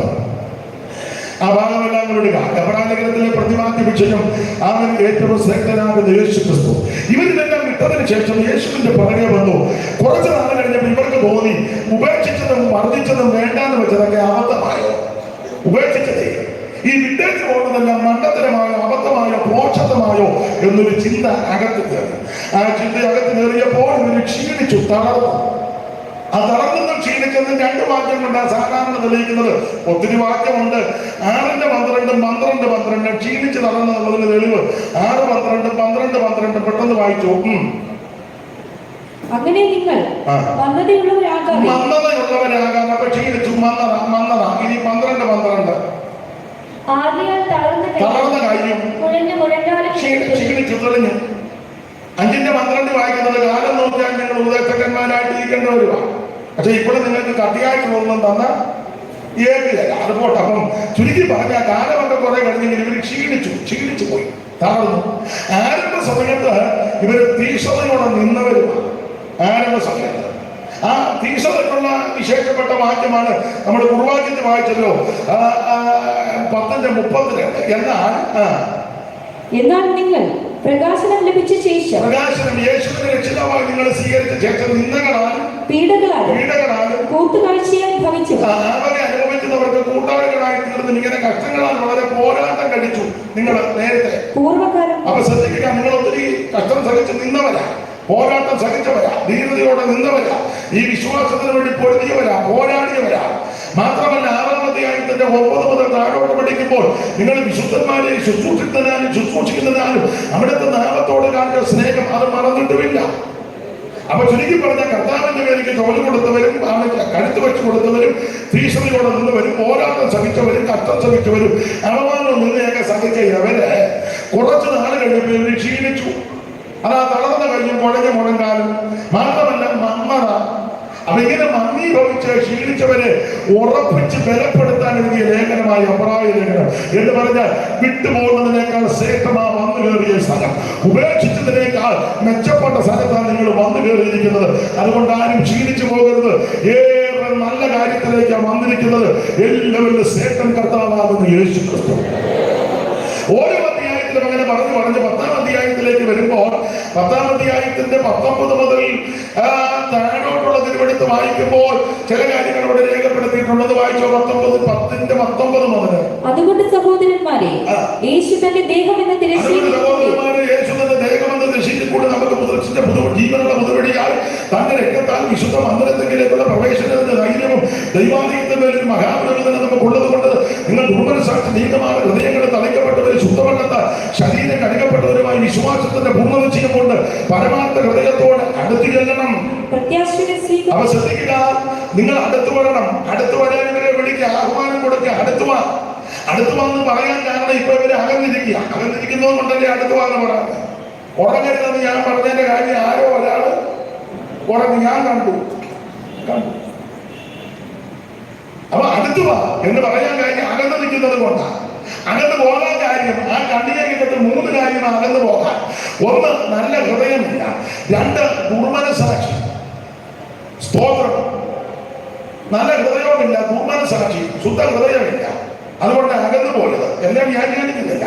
അങ്ങനെ അകന്നു പോയിട്ട് പറയാം അടുത്ത് വാ. നിങ്ങൾ അകന്ന് നിൽക്കാനും മാറി നിൽക്കാനും ഇങ്ങോട്ട് അടുത്ത് വാ. അടുത്ത് വരാൻ ഇവരെ വിളിക്കുമ്പോൾ 2-3 കാര്യം ചൂണ്ടിക്കാണിനേക്കാണ് ഇങ്ങോട്ട് വിളിക്കുന്നത്. 1, യേശു ക്രിസ്തു തന്റെ ദേഹമെന്ന തിരശ്ശീല ചിന്തി ഒരു പുത്തൻ വഴി ഒരുക്കിയിട്ടിട്ടുണ്ട്. അതുകൊണ്ട് അറച്ചു നിൽക്കാതെ, മടിച്ചു നിൽക്കാതെ, അകന്നു നിൽക്കാതെ ധൈര്യത്തോട് അടുത്ത് വാ. പഴയ വഴി വെട്ടിത്തിളച്ചതല്ല, പാരമ്പര്യത്തിന്റെ വഴിയല്ല, ആചാരത്തിന്റെ അനുഷ്ഠാനത്തിന്റെ ഒന്നും വഴിയല്ല. ഈ വഴി എന്ന് പറഞ്ഞാൽ യേശു ക്രിസ്തു തന്റെ ദേഹമെന്ന തിരശ്ശീല ചിന്തി ഒരുക്കിയ പുത്തൻ വഴിയാ. അത് ഉൾക്കൊള്ളത്ത് വീയക്കെട്ടെങ്കിൽ ചൂണ്ടനെ കൂടെ കൂട്ടുകെട്ടിയ കുതിരകളുടെ തോല് കീറി കെട്ടിയ ആ ചാട്ടകാല കൊണ്ട് കടോര ഹൃദയന്മാരാകുന്ന റോമൻ പടയാളുകൾ അടിച്ച് ചാട്ട പറയുമ്പോൾ പച്ചമാംസം പറഞ്ഞ് കിടന്ന് ആ പ്രവചന കുഞ്ഞി കയറി സങ്കീർത്തനക്കാരൻ പാടി മുതൽ ഉഴവയാല് പോലെ നീളത്തെ കീറി ഓരോ അടിക്കും. ഇത് ചാട്ട പറയുമ്പോൾ മാംസം പറഞ്ഞ് കിടന്ന് അത് കീറി ഒരു പുത്തൻ വഴി എനിക്ക് നിങ്ങൾക്ക് ഒരുക്കിയിട്ടിരിക്കുക.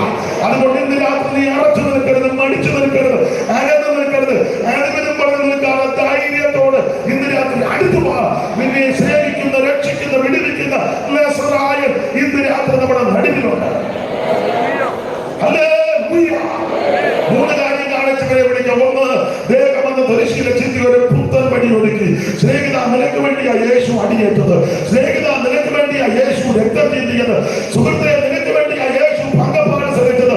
ഇന്ന് രാത്രി അത് മനസ്സിലാക്കി അനുതാപ ഹൃദയത്തോടെ യേശുവേ നീ എനിക്ക് വേണ്ടി പങ്കപ്പാട് ശ്രമിച്ചു, യേശുവേ നീ എനിക്ക് വേണ്ടി കഷ്ടം ശ്രമിച്ചു, യേശുവേ നീ എനിക്ക് വേണ്ടി രക്തം ചിന്തി, യേശുവേ നിന്റെ മുതുക ഉടിഞ്ഞവാലെ എനിക്ക് വേണ്ടി കീഴപ്പെട്ടു.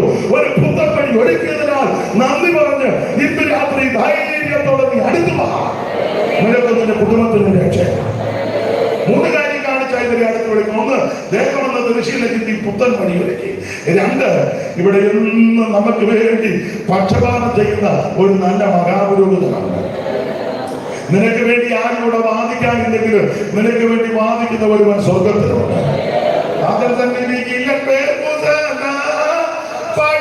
പക്ഷപാതം ചെയ്യുന്ന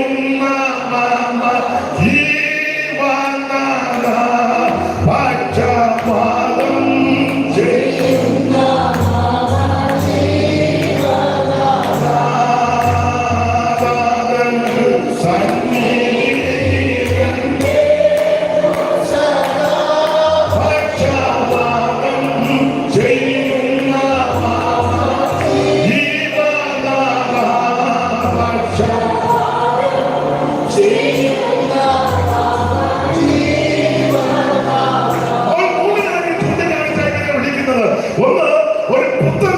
ചെയ്യുന്ന ധൈര്യത്തോടെ. 2, നമുക്ക് വേണ്ടി പക്ഷപാതം ചെയ്യുന്ന ഒരു നല്ല മഹാപുരോഹിതനാണ്. 3, ഹൃദയങ്ങളിൽ തലയ്ക്കുവാൻ പരിശുദ്ധ രക്തം ഇവിടെ ഉണ്ട്.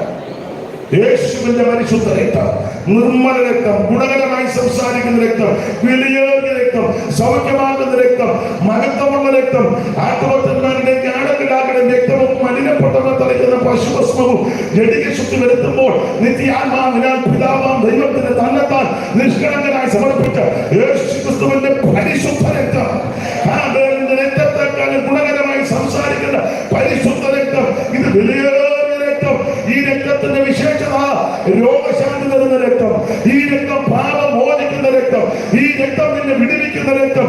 ആ വെളിപ്പാട് പുസ്തകം പഠിക്കുമ്പോൾ ഈ രക്തം നമുക്ക് ജയം തരുന്ന രക്തം. സാക്ഷിവചനത്താലും കുഞ്ഞാനിന്റെ രക്തത്താലും ജയമെടുത്തുന്ന ഈ രക്തം ജയം തരുന്ന രക്തമാണ്. ഇന്ന് രാത്രി പരാജയത്തിന്റെ പടിമുടിയിൽ കിടക്കുന്ന ആരെങ്കിലും എന്നെ കിടക്കുന്നെങ്കിൽ ആത്മഹത്യയും മദ്യപാനവും ലഹരി പദാർത്ഥം പരിഹാരമല്ല, പരിഹാരം യേശുവിനുണ്ട്, യേശുവിന്റെ രക്തത്തിലുണ്ട്. ഇന്ന് രാത്രി ഏറ്റുപറ, എന്റെ യേശുവേ, അവിടുത്തെ പരിശുദ്ധ രക്തത്താൽ എന്റെ പാപങ്ങൾ കഴുകി, അവിടുത്തെ രക്തത്തിന്റെ ശക്തിയാൽ എന്റെ പരാജയത്തെ മാറ്റി തന്ന അവിടുന്ന് എന്റെ ഉള്ളത്തിലേക്ക് എടുക്കേണ്ടി വരണമെന്ന് ഇന്ന് രാത്രി പ്രാർത്ഥിക്കും. അവരെ ഇന്ന് രാത്രി രക്ഷിക്കുവാൻ വല്ലവത്തമുള്ള കഴിവുള്ള നസ്രായിലൂടെ വന്നിട്ടുണ്ട്. ആ യേശുവിന്റെ ഉള്ളത്തിൽ ഏറ്റെടുത്ത് നിനക്ക് നിന്റെ കുടുംബത്തിന് രക്ഷയാണ്. 3 കാര്യം ചൂണ്ടിക്കാണിച്ചാൽ ഇവരെ അടുത്ത് വിളിച്ചത് ദൈവത്തിന്റെ ഭാഗത്താണ്. 1, ഒരു പുത്രൻ വഴി ഒരുക്കി. 2, പക്ഷപാതം ചെയ്യുന്ന ഒരു സ്വർഗത്തിലുണ്ട്. 3, പരിശുദ്ധ രക്തമുണ്ട്. അടുത്തുവാ. പിന്നെ അടുത്ത വരുന്നതോട് പറഞ്ഞ് 2 വിധത്തിലെ ശുദ്ധീകരണം. ആന്തരിക ശുദ്ധീകരണമോ ബാഹ്യ ശുദ്ധീകരണമോ. ആന്തരിക ശുദ്ധീകരണം ആ ഹൃദയങ്ങളിൽ തളിക്കണം. എന്തുവാ? രക്തം.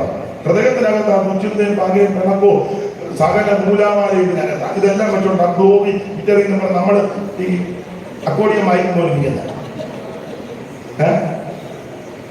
മനസ്സിലാക്കുന്നുണ്ടോ? അമ്മായിയും മരുമകളോട് വേണ്ടിയിട്ട് എത്ര വല്ല വായതള്ളേ മിണ്ടുക. ചേട്ടത്തി അനിയത്തി ചേട്ടൻ വാങ്ങിയാലും ഒരു സമയത്താണ് കൂടുന്ന കൈ കൊടുത്തിട്ട് എത്ര നാളായി. കർത്തവേഷം വരുമ്പോൾ നീ എലി വിഷം തിന്നുമ്പോലും തിന്നുകയല്ലേ. അടുത്തിരിക്കുന്നതിനോട് നീ മിണ്ടുന്നുണ്ടോ? അങ്ങനെ മിണ്ടാതെ നീ എടുത്ത ഇത് വെടിമരുന്ന് നിന്റെ അകത്തോട്ട് ഇല്ല. അകത്ത് കിടന്ന് പൊട്ടി നിന്നെ സ്തോത്രം ഉപ്പാപ്പക്കളിയല്ല. നീ അയൽക്കാരനോട് മിണ്ടിട്ട് എത്ര നാളായി? സഹോദരനോട് മിണ്ടിട്ട് എത്ര നാളായി? ഒരു സഭയെ കൊടുത്തിട്ട് കൈ കൊടുത്തിട്ട് എത്ര നാളായി? അത് മുഴുവൻ അങ്ങ് ലാസ്റ്റ് തീരുമ്പോൾ ഇവിടെ വന്ന് മുഴുവൻ അങ്ങ് കുടിക്കുക. ഉപദേശക്കാരാണെങ്കിൽ കുറ്റത് കൊടുക്കത്തുമില്ല. ഇച്ചിരി ഇങ്ങനെ വെച്ചേക്കരുത്. അന്ന് ചിതിങ്ങൾ ചുറ്റും നിന്ന് ഞാനൊരാളോട് പറഞ്ഞത് മുഴുവൻ അങ്ങ് കുടിക്കുകയാണ്. അവർക്ക് കൂടെ കൊടുക്കാണ്. പുള്ളി എന്ത് ചെയ്താൽ കൊടുക്കുകയല്ല. എന്നിട്ട് പുള്ളി അത് യാറോ കൊടുത്ത് എന്തോടെ അക്രമം. ഇത് വളരെ ഭക്തിയോടെ ചെയ്യേണ്ട കാര്യമാണ്. ദൈവത്തിന് മഹത്വം. അകത്തിൽ ഇതെല്ലാം കളയണം. പകയും പിണക്കോ ഇതെല്ലാം കളയണം. ആ ഹൃദയത്തിൽ തളിക്കണം യേശുവിന്റെ രക്തം. അത് ആന്തരിക ശുദ്ധീകരണം. ബാഹ്യ ശുദ്ധീകരണത്തിന് മാറ്റമുണ്ട്. ശുദ്ധവെള്ളത്താൽ ശരീരം കഴുകണമെന്ന്. ശുദ്ധവെള്ളം അവിടെ ഉദ്ദേശിക്കുന്നത് മായമില്ലാത്ത വചനം. അതവിടെ ശുദ്ധവെള്ളം. അതിനൊരു പഴയ പാട്ട് പാടുമ്പോൾ മനസ്സിലാകും. പാടണ്ട, ഞാൻ പാടാം. ഞാൻ പാടുക പറയില്ല. ആ വരിയില്ല. പോഷിപ്പിക്കാം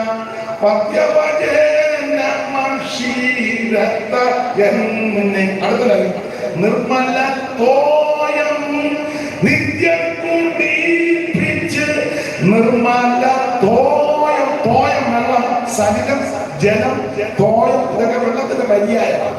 നിർമ്മല തോയം, ശുദ്ധവെള്ളം. അവിടെ വായിക്കുന്നത് ശുദ്ധവെള്ളത്താൽ ശരീരം കഴുകണം. വേറെ വേണം. ആ ബന്ധുക്കോസുകാരുടെ ശുദ്ധവെള്ളത്താൽ എന്റെ കമ്മന്മാരെല്ലാം ഊരണം. ആ പൊട്ട, ചാന്ത, കൺമഷി, പിരിയം അടിക്കുന്നത്, പിരിയം എടുക്കുന്നത് ഇങ്ങനെ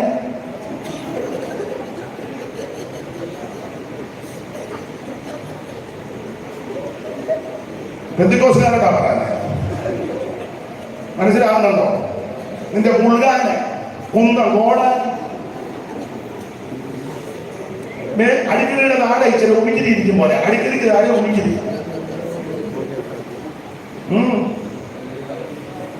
മനസ്സിലാകുന്നില്ല. പെന്തക്കോസ്തുകാർ രക്ഷിക്കപ്പെട്ട് സ്നാനപ്പെട്ട് നിന്നോടായി പറയാനേ. ഒന്നുകൂടെ പറഞ്ഞാൽ തിരുമേശ എടുക്കുന്ന നിന്നോടായി പറയാനേ. മറ്റുള്ളവരോട് നിൽക്കട്ടെ.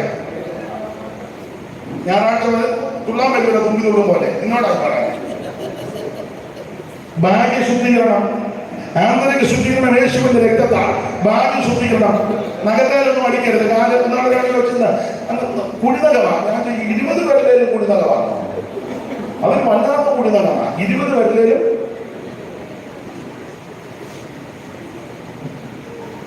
സ്വാധീനമായ ശ്വാസം വിടും. ഇതിലൊക്കെ ശ്വാസം. ഞാൻ നിർത്തട്ടെ അമ്മയെ, നിർത്തട്ടെ. പ്രസംഗം നിർത്തട്ടെ. സ്തോത്രം. ഭാഗ്യശുദ്ധീകരണമേ, ഇത് അത്യാവശ്യമാണ്. അകവും പുറവും ഒരുപോലെ വെടിപ്പാകണം. 2 ദൈവത്തിന് ഇഷ്ടമാണ്. അതാ 10-ാം അധ്യായത്തിൽ കൊടുക്കുന്നത്. ഹൃദയങ്ങളിൽ തളിക്കണം യേശുവിന്റെ രക്തം. അകത്തിരിക്കുന്ന മലിനതകൾ മുഴുവൻ മാറണം. നമ്മുടെ ഹൃദയം ദൈവത്തിന്റെ വചനം കൊണ്ട് നിറയണം. സങ്കീർത്തനക്കാരൻ പാടി, എന്റെ ഹൃദയം ശുഭവചനത കവിയുന്നു. എന്റെ ഹൃദയം രാജാവിന് വേണ്ടിയുള്ളത്. എന്റെ നാമ സമർത്ഥനായ ലേഖകന്റെ ഹൃദയം ശുഭവചനത്താൽ കവിയുന്നു. എൻ മനമാനന്ദത്താൽ നിറഞ്ഞിടുന്നു. എൻ ഹൃദയം ഹൃദയം ശുഭമാറ്റങ്ങൾ കവിയുന്നു ജന്മനമാനന്ദത്താൽ നിറഞ്ഞിരുന്നു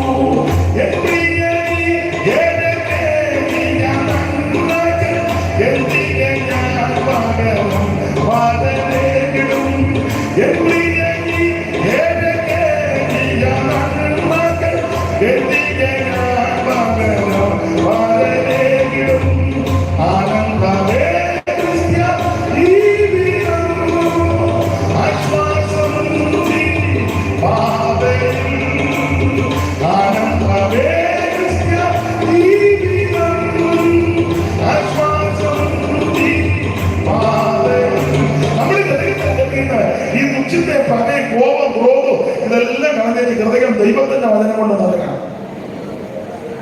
എനിക്ക് 10 മണി വരെ പ്രസംഗിക്കാൻ തോന്നുന്നുണ്ട്. ഇല്ലില്ല, നിർത്തില്ല. സ്തോത്രം. അകം വചനം കൊണ്ട് നിറയണം. സ്തോത്രം.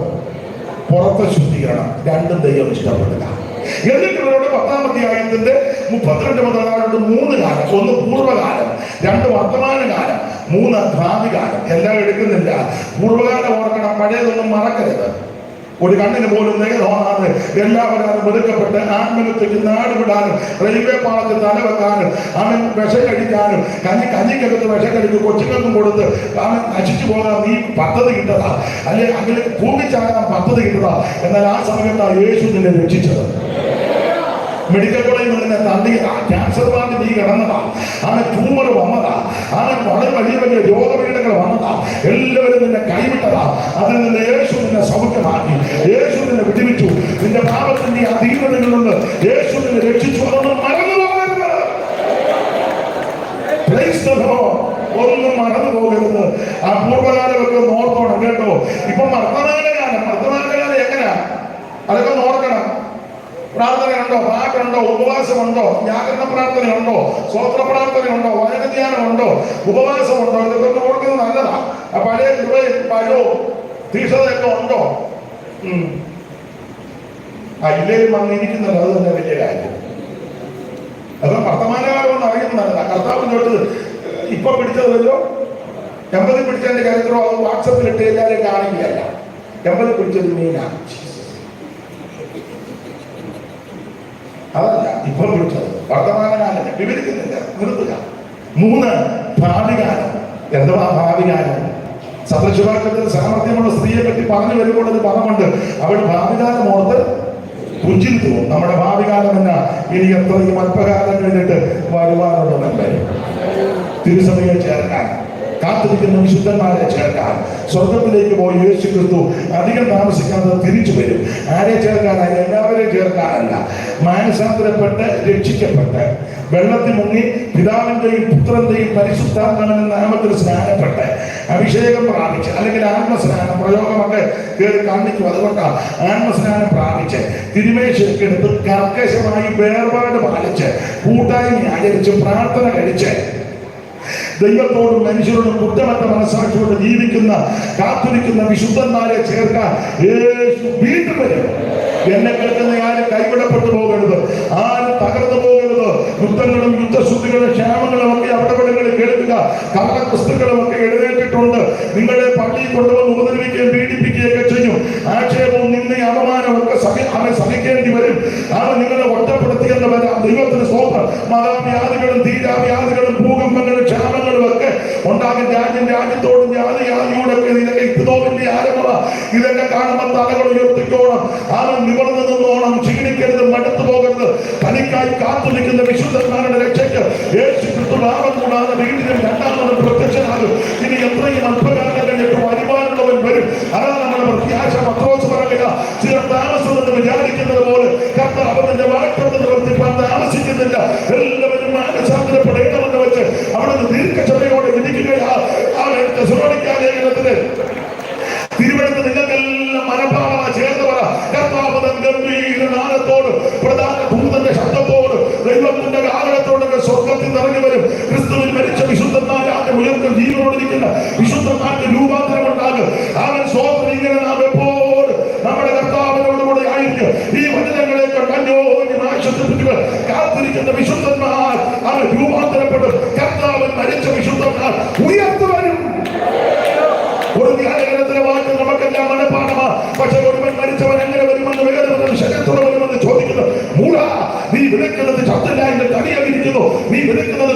തന്നെയോ മറ്റ് വല്ലതന്നെയോ മണികളത്തിൽ ദൈവമോ ഓരോന്ന് നടന്നതിന്റെ ശരീരം കൊടുക്കുന്നു. സകല മാംസം ഒരുപോലുള്ള മാംസമല്ല. പക്ഷികളുടെ മാംസം വേറെ, കന്നുകാലികളുടെ മാംസം വേറെ, മത്സ്യങ്ങളുടെ മാംസം വേറെ, മൃഗങ്ങളുടെ മാംസം വേറെ. ഭൗമ ശരീരങ്ങളുമുണ്ട്, സ്വർഗീയ ശരീരങ്ങളുമുണ്ട്. ഭൗമ ശരീരങ്ങളുടെ ധാരസ് വേറെ, സ്വർഗീയ ശരീരത്തിന്റെ ധാരസ് വേറെ, സൂര്യന്റെ ധാരസ് വേറെ, ചന്ദ്രന്റെ ധാരസ് വേറെ, നക്ഷത്രങ്ങളുടെ ധാരസ് വേറെ. നക്ഷത്രവും നക്ഷത്രവും തമ്മിൽ ധാരസ് കൊണ്ട് ഭേദമുണ്ട്. മരിച്ചവരുടെ പുനരുദ്ധാനം അവണ്ണം തന്നെ. Praise the Lord. ഇന്ന് രാത്രി പ്രത്യാശ വർദ്ധിക്കട്ടെ. എന്റെ വാക്കിനെ നിർത്തുക. പൗലോസ് ഒടുവിൽ പറയുക, ആകയാൽ എന്റെ പ്രിയ സഹോദരന്മാരെ, നിങ്ങൾ ഉറപ്പുള്ളവരും കൊള്ളില്ലാത്തവരും നിങ്ങളുടെ പ്രയത്നം കർത്താവിൽ വരുത്തവൻ ഞാൻ അറിഞ്ഞ് കർത്താവിന്റെ വേലയിൽ വർദ്ധിച്ചു വരുക. ഓ കരമുയർത്ത് ദൈവത്തെ സ്തുതിച്ചാട്ടെ. എല്ലാവരും കരമുയർത്ത് ദൈവത്തിന് മഹത്വപ്പെടുക.